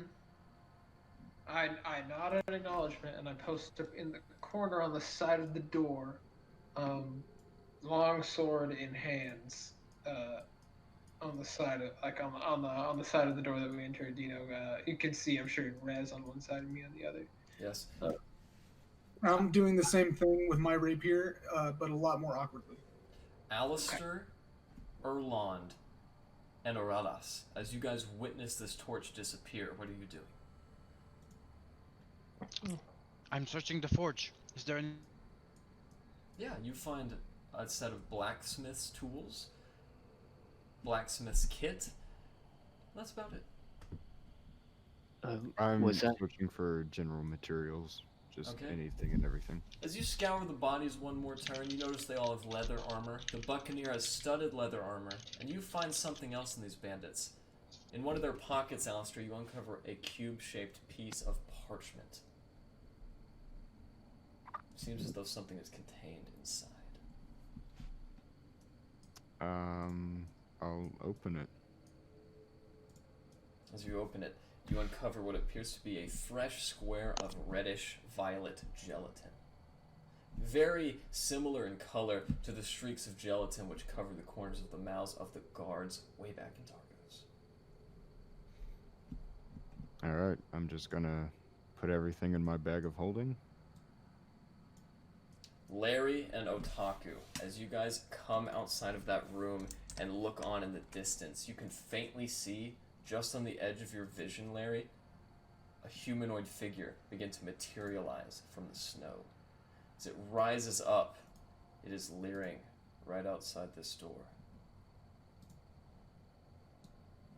Well, I think I'm just gonna like raise my crossbow and just shoot at it. Okay. Well,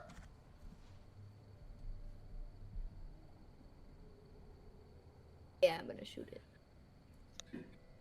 Death is such a short respite. As you hear that, Larry, go ahead and roll your attack. With that, the light crossbow strikes wide and hits the inside. You have inspiration. I got the inspiration. That's cool. Yeah. Roll a 1d6. Okay. All right. As that fails to hit, Glenn, you watch as the bolt lands right in front of you, hitting this side of the door. Sephyk turns around. Well, bonjour, my ami. I guess it's to swords, then. As he relinquishes his right palm. As he relinquishes his right palm, Larry, you witness a sword of ice materialize. Everyone, go ahead and roll initiative. Dang it, Larry! Okay, there we go. There we go.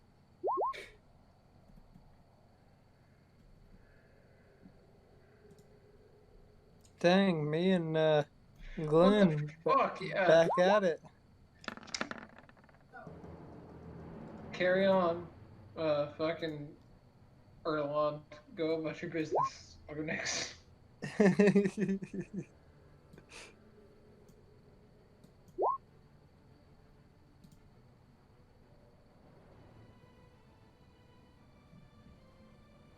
So quiet. Okay. With that, Sephyk is going to roll initiative as well. Natural 1. Starting at the top of the chart. Oralas, as you see him materializing in the vicinity of your dark vision. I believe you ended your turn right here, did you not? Yeah, that would make sense. What would you like to do? Do I hear and see?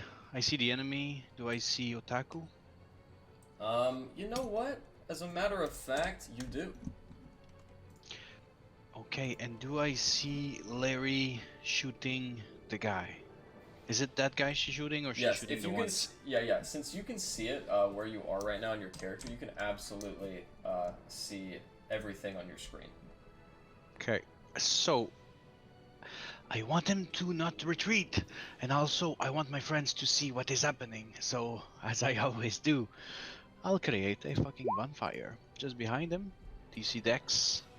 Terrific. Go ahead and draw that if you don't mind, and he is going to make a dexterity saving throw. Yeah, I'll. It's gonna be a bit smaller, but let's go. Just go with that. So half square. You don't block the door, Drew. You're keeping my turn there. What? Oh, are you? Yeah, me and Glenn are inside. But I don't know that. Metagaming. I don't know why. Is that a token? I can't control it. I was gonna add some light for you, but since I can't, I'm just gonna duplicate the torch. So as this light appears, you guys are almost blinded, Glenn and Rez. As that light finally hits you, you can see what's going on. Garrett is completely overcome with ice. What else would you like to do, Alistair? Or Orala, sorry. Yes. Since I think this is gonna be a shit show, I'll bonus action my blade song, and I'll be humming AC's improved, and as a pussy I'll run back to safety, and I'll be pulling my swords, one sword out at least, if that is my turn. Where are you going, Ralas? I expected a duel. At about that time, his coat is singed and he takes a little bit of damage, but shakes it off. And with that, Alistair, what would you like to do as you see this campfire appear in the distance? Alright, I'm gonna try and move into a better spot. So.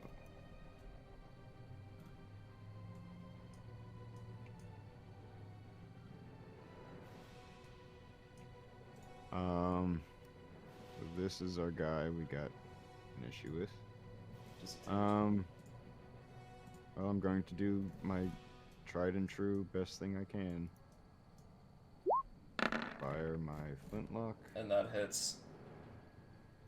Beautiful.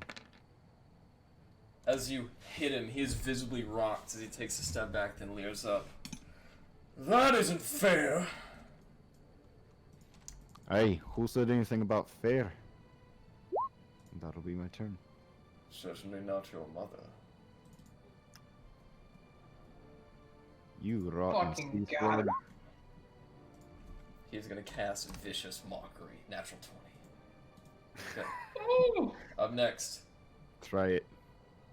Glenn. Actually, I think Erlon, he and I rolled the same. He's got like a higher dex than I do. Thank go you for first? that. And as the initiative counter is working, Erlon, what would you like to do?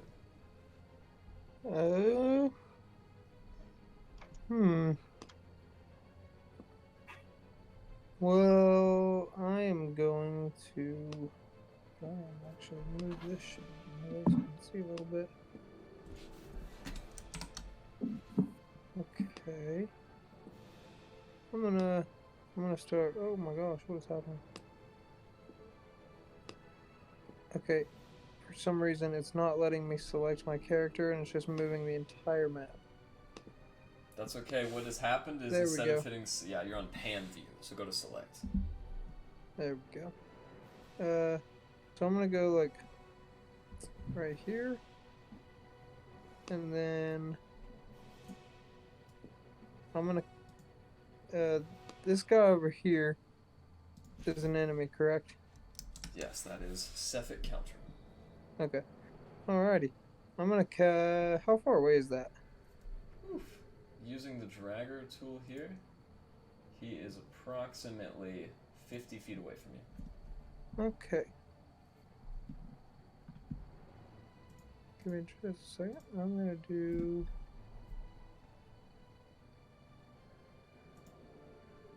Let me just double check it. And. Oh, yeah. I'm gonna use my last guiding bolt. Very nice. Which hits. As he darts away from the fire, he looks up at you.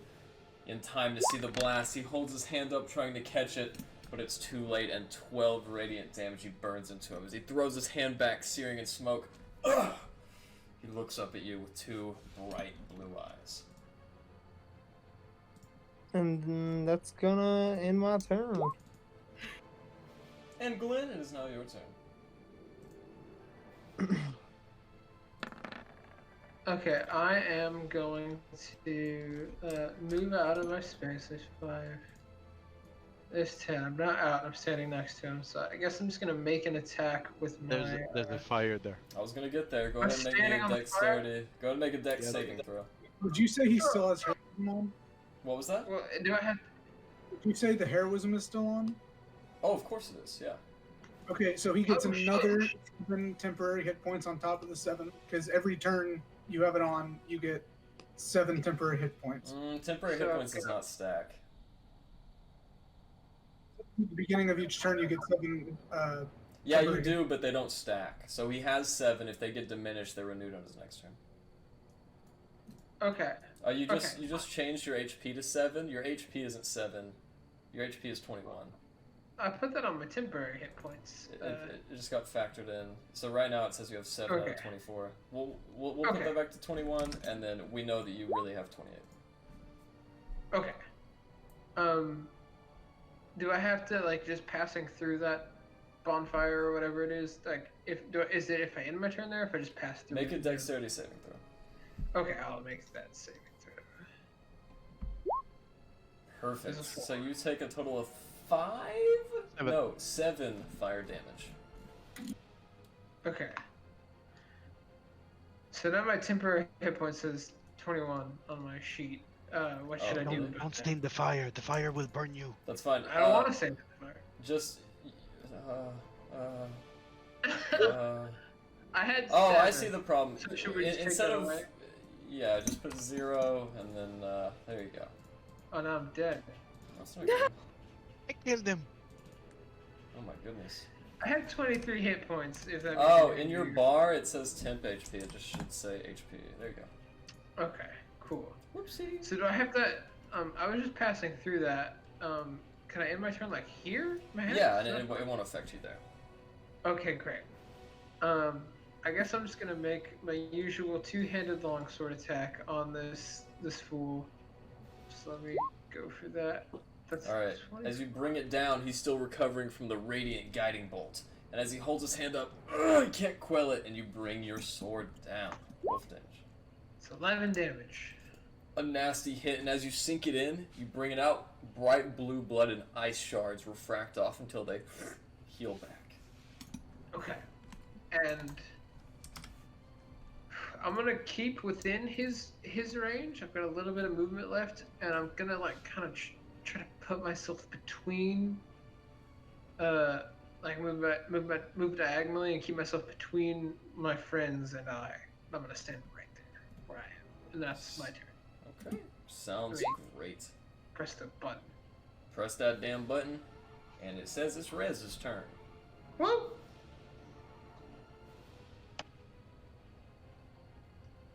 Rez.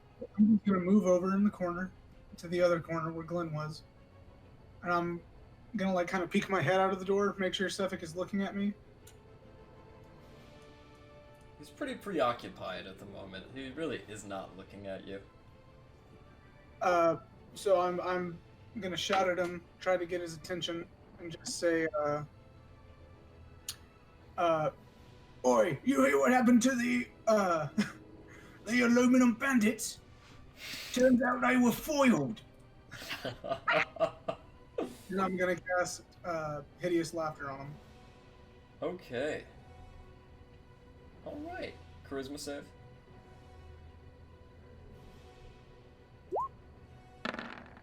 I believe so, yeah. Okay. Let's see that. Oh, wisdom save. Wisdom save. Alright, he narrowly succeeds, but as he looks back, he gives out a small laugh. No!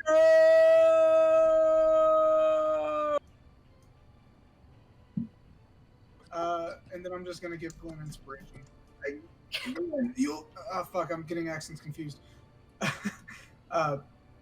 Oi, Glenn, you got this, man. Oh, believe, fuck him up, Glenn. Brother dwarf. Alright. And if that ends your turn, Larry, it is your turn. What would you like to do, Larry? Oh, I would love to redeem myself and the last crossbow arrow I shot. Can I reach? Is it? Did we get? You can, but he is currently in 3/5 cover right behind a nice Oh. dwarf.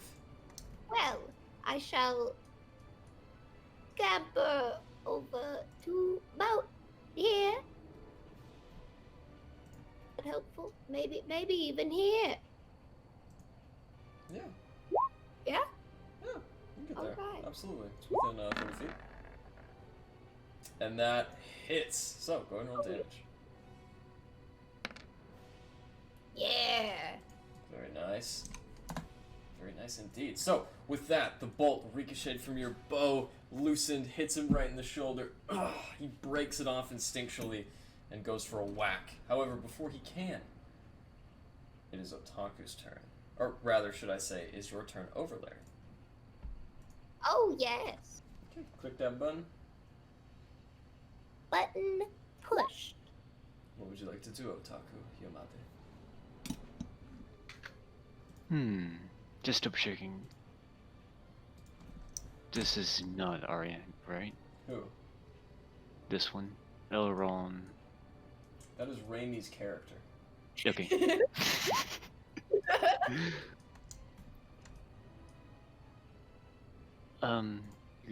Going on this vampire. I'm gonna move 1, 2, 3, 20 feet and use my breathing weapon for the first time. Wow. Okay, so extending out, pushing your elbows back. He has to make me a dexterity save, I believe. Okay. I have to roll it. Nope, you do not. But Glenn does. Sephyk Kaltro holds his hands up, and as he's locked in with Glenn, he can't react in time. What the? Oh, no! And as it comes and does so much damage, Glenn, go ahead and roll me a dexterity save as well. Okay.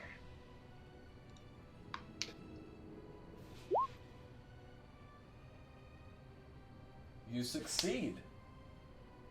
Let's go!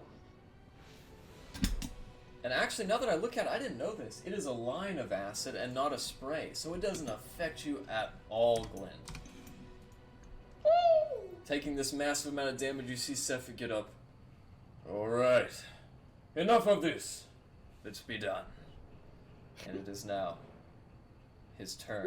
Otaku, you still have your movement, though. What do you want to do with that? Movement? I'm gonna disengage 10 feet. 15 actually. Okay. We'll say you use that in your uncanny action. It is now his turn. As he writhes his own sword, except one that is longer than yours, Glenn, and made entirely of ice. He goes ahead and makes a quick flurry, and before you even notice it, your warm winter clothing is torn into shreds. First hit is a 16. That Second matches. is a 12. So, with the 16, you take a total of...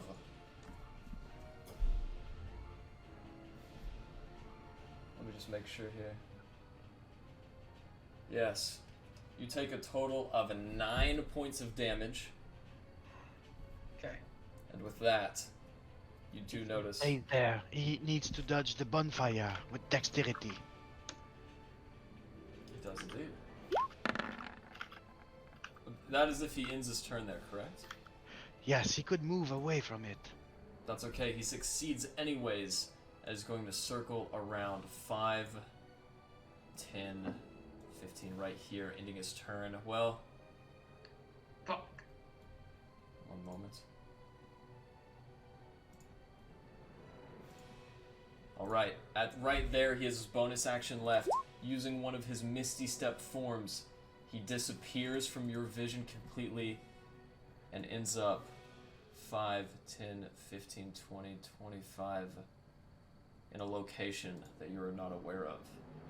Okay, so I'm assuming that means I don't get an opportunity. Unfortunately, you Right. don't. Not with a spell Okay. like that, and it is now Uranus' turn.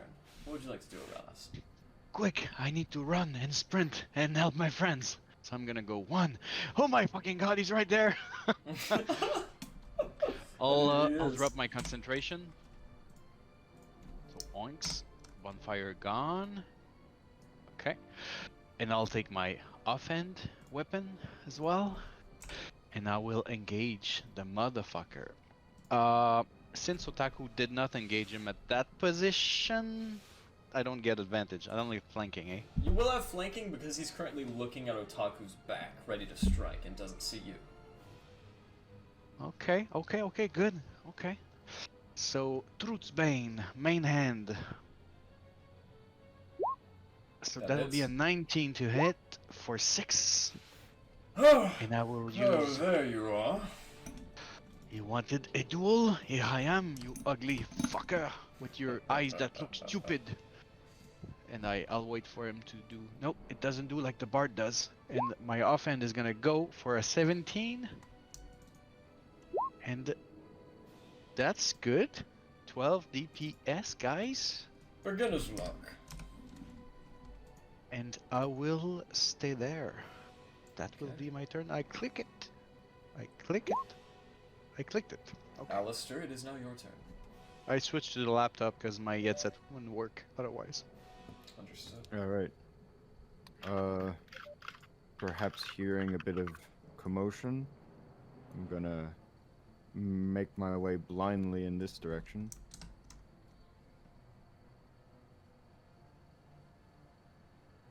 to about there, I believe. Right there, you see a faint light lingering from the doorway. As it illuminates part of your ally, you can barely make out the frame in front of you of Arelas, but you do not know what he's attacking.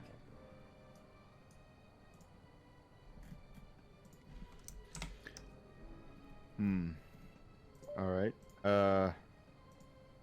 So I can make out my ally there, but I'm not sure what he's attacking. Yes. Well.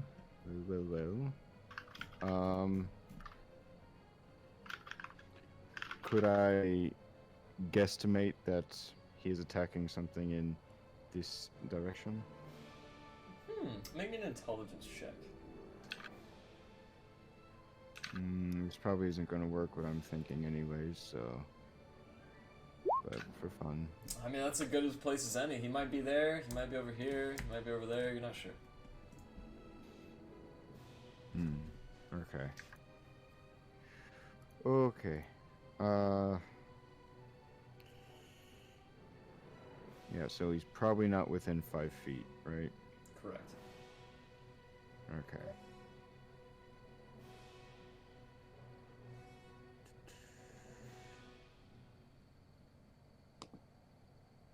You can absolutely just choose a square within sight and just say, I shoot there, if you'd like. Yeah.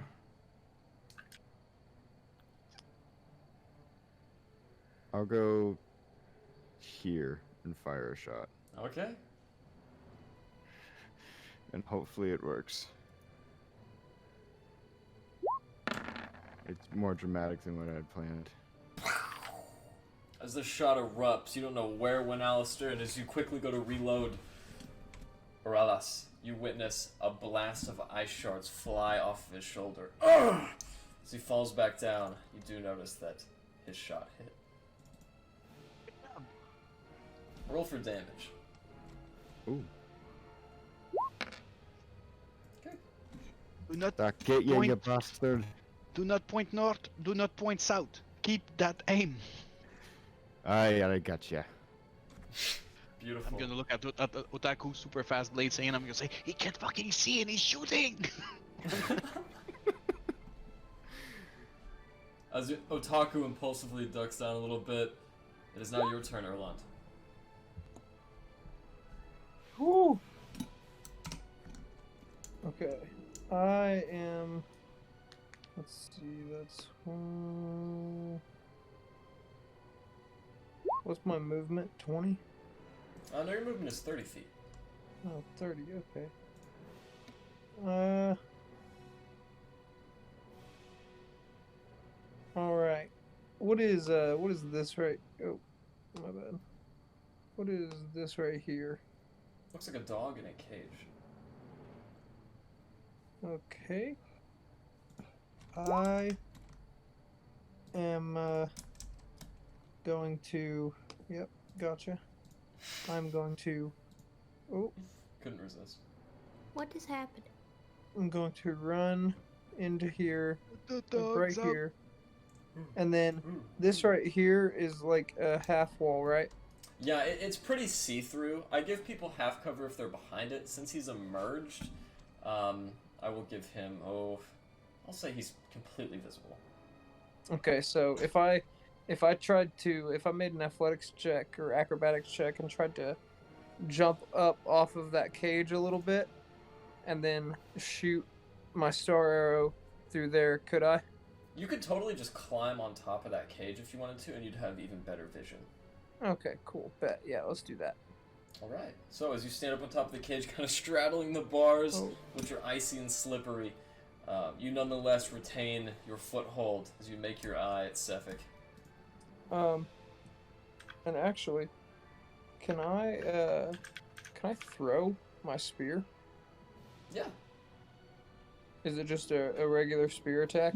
Yeah, it would be at a range, so it would be your dexterity modifier plus your proficiency. Okay. I'll just... Dex plus proficiency. Okay. So we'll do that. I just updated it. I just changed it in there. Okay. As And you that's see him not gonna now, hit. as he stands above the rest, Glenn and those of you without dark vision can now see Erlond glowing. As he takes his spear and chucks it in the darkness, it misses. And then, since I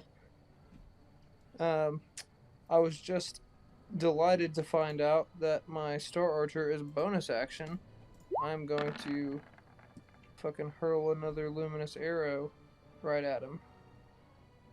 Okay, that is Thank insane. you, Erlos. That absolutely hits. 4, and what's your wisdom modifier? Uh, What is your wisdom 7. modifier? 7. Right. It should be no, in no, there. no, no, no, No, it's 3, 1 plus so 3. it's 7 total. Oh. No. Yes. Is it not? No, you don't get prof in there. It's not prof. It's just his. It's 4 radiant, which is what he rolled. 1d8 plus wisdom. So that is a No, total but of 7. I did the math. It's in there already. 1 plus 3 equals 4. Ah, Oh, he rolled a 1. Good eye right there. So you inflict a total of 4 points of damage onto him. On bonus action. woohoo! What else would you like to do? You know, that's gonna end my turn. I kind of like being perched up there.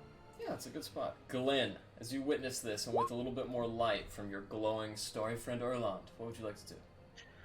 Just as a quick little thing, I do actually have dark vision as a mountain dwarf. So I do you glow? Well, yeah, you can. Yeah, you do glow. I added it to you actually. And Glenn, what you're seeing right now is dark vision. Oh, okay, excellent. Yeah, trust me, Rez can see even less. Then with Orlas there, okay, hold on. I had it like figured out originally as to where 25 feet was. Okay, so I'm gonna move there. Actually, I'm in Otaku, not Orlas. That's okay. In my full 25 feet there. And then I'm going to take out my heavy crossbow. And I'm going to take a shot at him because I can't quite get to him from my melee. So let me roll that. So it's 13 hit. Yes, it does. Excellent. So that's 10 damage that I inflict on him. As you relinquish the bolt, he turns around and catches it, just as it hits him in the chest.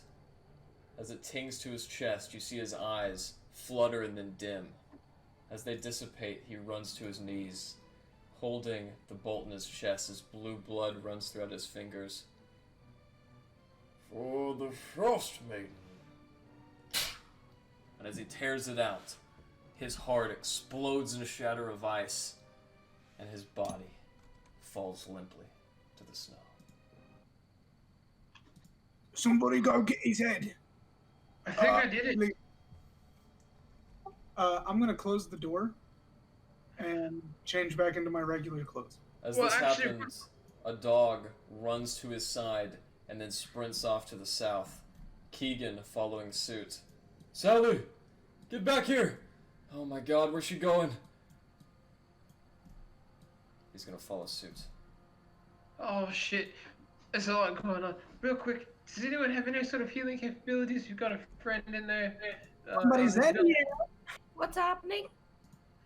Got a friend here in the shed. I was in there just a minute ago. I think it's Garrett. If anyone, I'm tapped out in terms of my magical capabilities. If anyone can heal him, I Just can in heal there, him. No point. I can also heal. How much healing do we need? Literally any. Let's all put our hands on him and I'm in do here at our the magic. moment. Hey, don't come in. I'm in here at the moment.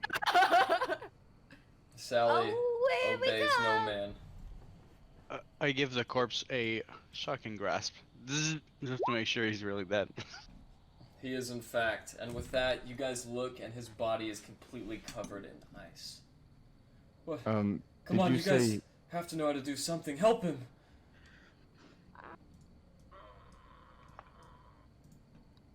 Did you say his heart shattered?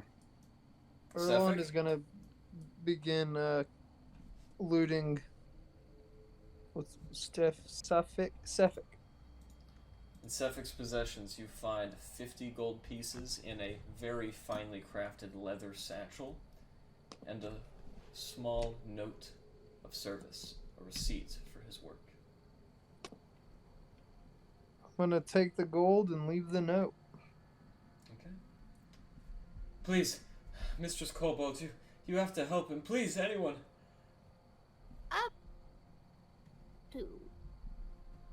As you We have applied, a healer's kit. as you applied the cure wounds, they seem to have worked, but his body is still frozen in place.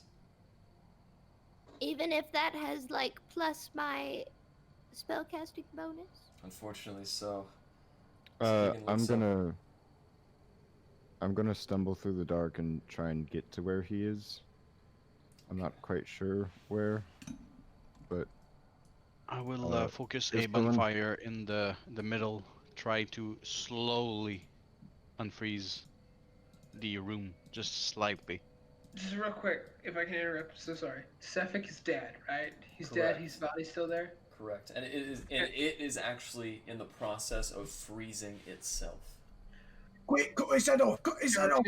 We need to bring his head to the sheriff. Well, during this, more than anything, can I I'll search go his saw body his head off for with the my prospect? dagger. Yeah, absolutely. What do you You mean? found an area in his backpack which looks like it could have contained 50 gold, and you also find a small scroll of service, a receipt of his duty to the Twisted Hand Trading Company. Okay. Okay. I will do 50 my gold, best a to. receipt of service to the Twisted Hand Trading Company. That's what you said, right? That's correct. Yes, we have a buddy here, my friends. But I already took the 50 gold. Yep, Okay. Okay, so I find the receipt of service. Is what you're that's saying. it. It's a very small scroll, and that's all you find. Okay. Healer, medic, I don't know what I'm doing. As the ice thaws, you see it begin to pour small holes. Keegan kind of eclipses Garrett's face with both of his hands. Come on, don't leave me. I would like to do a cure wounds on him. Okay. As you do so, the icy form finally shakes off with 2 cure wounds, the fire, and everything present. Keegan looks down. There. Oh my god, you did it. He has a pulse. Look. He's breathing. I can't. Thank you, Captain He'll Davies. pull through. Thank you. As Sally licks the rest of the fragments off his hair, you see his hair growing wetter and wetter. Keegan looks up. Look, I really don't have a way to pay you guys, but, well, he looks at Sally. She's getting too old for all this, and I'm gonna have a stern talking to Garrett when he wakes up. Why don't you guys just go ahead and take his sled? Well, as I'm they gonna- come walking out, I am unrolling this receipt, I suppose, from the Twisting Hand Trading Co. And to say, I think we might have a few questions for the Twisted Hand. It seems that Sephyk. We can hear you from here, my friend. I think it Who may are be. you talking to? He's talking to Erland, Rez, and Otaku at the moment. Glenn, before we go and show that receipt to everyone, do you think one of you could cut off this guy's head before it freezes and then we just have to hack off the ice? I And think it's Larry's freezing been fast. sawing it. But Larry, have you been sawing it? I said that earlier while they were That's not- healing. As Yes, I walked over Larry's- this way. If as it doesn't work, I Larry's can't do the like, big shot. I'll say. as Larry's sawing at the ice, I'm gonna like kind of stand over the body and take both my sickles and just with the neck Okay. cut it off. Larry, make me a nature check at advantage. Check. All right. With the sawing in progress and the 2 slashes of his dual sickles planting in the ice like Soap McTavish climbing a glacier, we're gonna see the result of this nature check.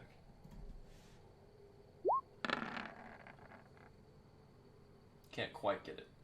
Or like Mr. Crowley. He's a good. Do I need to make one?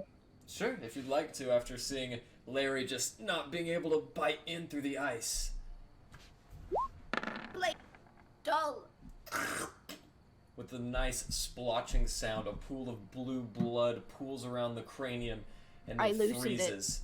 As you grab the hairs and pull it up, Erland, you can see dimly lit brown eyes that are now fading any sign of blue as the slack-jawed menace finally freezes in place.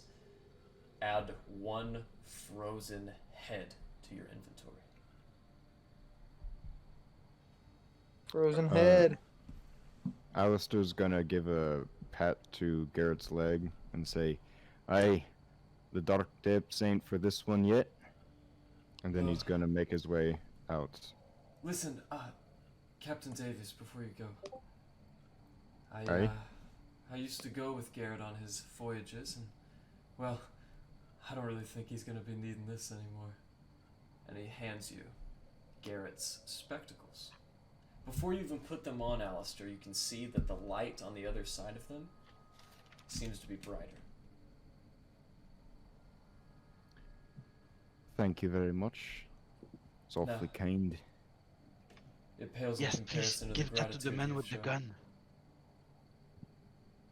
Am I sensing a little bit of jealousy, Alice? No, I'm quite happy that you give it to the man with the gun. Aye, I made that shot. Yes, you then, did. If you guys It was don't beautiful. mind, I think me and Sally here have some business with the tavern keeper. He picks up Garrett's body. He, Sally, and Garrett begin walking. To Breeman. Well, if you give us the sled, maybe we can help you guys bring your husband back to town.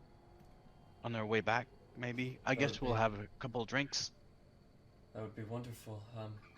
However, you guys are gonna need someone to pull that sled. It seems as though the mercenaries here have taken the time to unholster all of our dogs. Feel free to gather them up, and you can even take them with you. While real quick. we're in this camp, why don't we turn over every bed, every bunk, and look for anything we can find? I'm gonna go into that shed where they all just were, and I'm gonna go change back into my regular clothes. Okay? Yeah, sounds good. If he's being suspicious at all, Larry might take a peek. Feel free to do so if you would like, Larry. Perception I check, know. self-defense. It's just a violation of privacy, not the rules, so you can absolutely do that. That Hey, kobold is looking for a hey. bone. It's fine. It's fine. Larry will just wander for shinies. So, real quick, as Glenn. I want to speak. Who's near me right now? I know I was speaking to some group of people. but not Everybody. Did you see the people Everyone? next to you right now? Oh shit. Okay, never mind. So just speaking generally to the group. I don't want to get too conspiratorial. However, given this note that I found, and also the information of whenever we were sent on this journey, I don't know if you remember. We were told to check either Targos or Breeman, as that was where the last 2 victims were found with blue daffodils by them. I don't know. Maybe some of you do. Maybe I missed it, as to where the last of those 2 victims were. I don't know which one was the most recent. I'm curious as to whether maybe there's more than one person involved with this, given Sephyk Kaltro. I might be speaking absolute lunacy, but it seems that there was 2 victims in a very close period of time, to the point where people don't know exactly which one was first or second. And we found this man now who has a receipt of employment by the Twisted Hand Trading Company. What receipt? Twisted Oh hand? shit, this one, and I will present it. Oh, that explains a lot. Okay. Just right here that I'm talking about. So sorry, I've been reading ahead. Good intro. Good intro. I know it's Might a I lot. take a look at that? Absolutely, and I'll hand it to Alistair. No question. I hand it to him. It would it be completely out of the question that would hire more than one person to do this? If there's 2 people that can determine who was first, would it be completely insane to think that maybe there's more than just Sephyk here? He might just be involved in a larger plot. Maybe we've got the one, but maybe there's more than just. Would you Do you please have- read the note so we can follow better? I would love to. If I knew the exact note that it said, can I have it just like a bit? You can just say that you read the note, and if you wish I to do read so, the note. if you wish to do so, you guys hear the name Sephyk Kaltro, finally seeing how it's spelt. Not only that, but you see that he's been contracted under the Twisted Hand Trading Company as a bodyguard to a fellow by the name of Latif Aravi, a merchant from Kalishte. Not only that, but there is a signature ordaining this certificate as being official. And that name on the certificate is signed by none other than Nerth Maxilander. Note what? Nerth Maxilander, the Speaker of Targos. But this is a bodyguard job. This is not a murder job. Maybe he defended himself. You guys are talking. After a few minutes, out of that shack, you see regular old Rez come out. Who is this? Oh, you look really better like that. While all this is going on, Alistair's he's been squat down and he's picking up the shards of Sephyk's heart that shattered, and he's just collecting the frozen shards of the heart. They are extremely hard. Imagine picking up pieces of the most brittle yet rigid glass. You actually prick your finger on a couple and hide the wounds from your party members.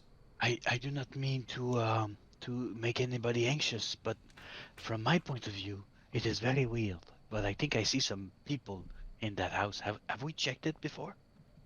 No, that is what I'm saying. I'm saying before we leave, we should turn over every bunk, every cot, every chest. We should. I mean, the things in this camp are of no more use to the mercenaries who were here. So I say we loot everything. Maybe we ask questions and we find witnesses. Should I wait to go on my conspiratorial rant until we've searched everything here? That would be smart, Glenn. If there are people in that building over there, then it might not be good to talk about the conspiracy which they might be a part of. Why don't we just go in? Don't you want to bring witnesses of crimes of the Maxlander Speaker? If possible, I don't even know if I'm in the right here. I'm just kind of freestyling. I'm just kind of spitballing. It could be possible that he might be a legit bodyguard. I mean, they did want us to be hush hush about this. Remember about Sephyk being a murderer. So he probably was on official business, and the serial killer thing was more of like a side hobby. That's the thing, though. I met him riding in the back of a wagon. Right in the back of a wagon, far away. Didn't we all? Am I thinking it was different? He killed before he got caught. We were escorting him. He was a prisoner. Yes, we did. We're escorting. He was nowhere near this space. Well, he killed before, no? He was, and then he escaped. You know. That's the question. When was the receipt given to him? I don't think any of us know. I don't know. Most receipts have a date. This one is not dated, but it is extremely aged. As a matter of fact, when you held it for a brief moment, Alistair, you could see the aging effect of sea salt wreaking its havoc on these very thin pieces of parchment. What if we try to take some witnesses? We knock them unconscious, we don't really kill them, and they'll give us answers. What I've noticed any aging as well, like if not, it's fine. Or that was just like Alistair noticed that this is like an aged parchment. Oh yeah, you guys all, it looks very old. Even a layman can see that it is wrinkled and So almost it's black. safe to say he had this before he was even taken in to be executed. Absolutely, and they chose not to tell us of any attachment to this person. Why do you think that is? Here's the first part. I don't know. I feel like maybe there is a conspiracy. Maybe we're speaking just absolute lunacy. If not, it's something we should absolutely search for. But if I am speaking crazy, I'll drop this 100%. But I do think we need to be absolutely 100% curious to every conversation we have with quotation marks. Larry, Certainly. as you peer in that small window and then retract your token back so I wouldn't notice, you see a a bandit, or what appears to be a mercenary like the others, and he is playing cards with a very regally dressed figure. Come here, guys. I whisper to Orales. I tell him to come here. So we try to bring witnesses that will accuse of the crimes they did. If everybody's dead, there's no blame or crime to denounce. Can you put them to sleep? I can actually. Oh. What's going on in this window? Get ready at the front the front door. I'll try to sleep them from the window. Okay. I'll wait for my friends to gather around. About this time, Alistair's gonna slip on the spectacles. Okay. What's going on in this window? Come here. What's the front door? So I'm gonna do like a 5, 4, 3, 2, 1, and then as I can, I'll sleep the room with this sleep. Okay, you This should sleep. now have the effect of the dark vision added, Alistair. The mercenary's gonna look out the window and just see like That's 6 people just looking in the window. As a matter of fact, as you guys look in the window, Larry, before Erlon's that gonna happens, kinda- one second, Erlon. Larry and Rez, you guys kind of Scooby-Doo through the window, and Glenn, you even get a peek in too. You see one of the mercenaries pop up. Now what is that over there? The guy with the turban looks, and Erlon's light is illuminating all three of you, and they can plainly see through the window. No, you can't. You can't see me. Oh shit! He thinks they spotted us. It appears as though we have company. Knight, come in. And they put their cards down, and they now look towards the doorway. Oh, they're inviting us in. Rez is going to and walk in. Okay. We killed plenty. We'll do it Erlon, again. This is where we are. Right? Erlon, while that's happening, you ran past the window fast enough to where you didn't recognize this. What did you want to do? I was going to just kind of browse around this way to see if I can peek in a back route like this. Yep, and you did find that window. However, they can definitely see you as you kind of emit light even through the window. Yeah. And I'm not really noticing that until I look in and they're all looking at me. Well, you have a circle around your character. You would know. Yeah, you have bright light. You can dismiss it if you would like, but you lose the archer. It's a 10-minute. It's a 10 No, minute yeah. wild check. I know. I'm just like, as my character, he didn't realize that, and he's just kind of like trying to sneak around the house, just poke in the other way, and then he's gonna realize like, oh shit, I'm glowing, and then he's just gonna kind of shoot an arrow right through here at this mercenary right there. We said witnesses. I was about to talk to him. Oh, You guys are killer hobos. I was going to talk to him, man. We're playing cards. He invited us in. well, If you'd like to do that, Erlon, it's up to you. you know, Rez, as much as I know you wanted to get that card game in, I'm sorry, bud. I already said it. Do it. As he comes in, well, hello, what do we have here? Oh, are we playing a good game of cards? Jesus Christ, Morales, what are you doing? We're gonna go with the initiative count from earlier, and I'm gonna put it at Erlon's turn. So with that, Erlon, as you go ahead and strike, these two guys are gonna get added to the initiative count. Would you not agree that my sleep would hit because I have better initiative? Oh, I thought you didn't sleep. I thought. Oh you... yeah, no, I did. I was waiting for the guys to cover the front door, and then the glowing guy. Okay. Had the As whole he's turn to hit, himself. they were both slept. Roll for damage. 28 HP. So if we go by turn, they would 20 be sleeping as he goes around and Oh, looks. 28 HP? Yeah, Well, so maybe that they're only both sleeps sleeping. one of them. Okay, so he gets to shoot the other.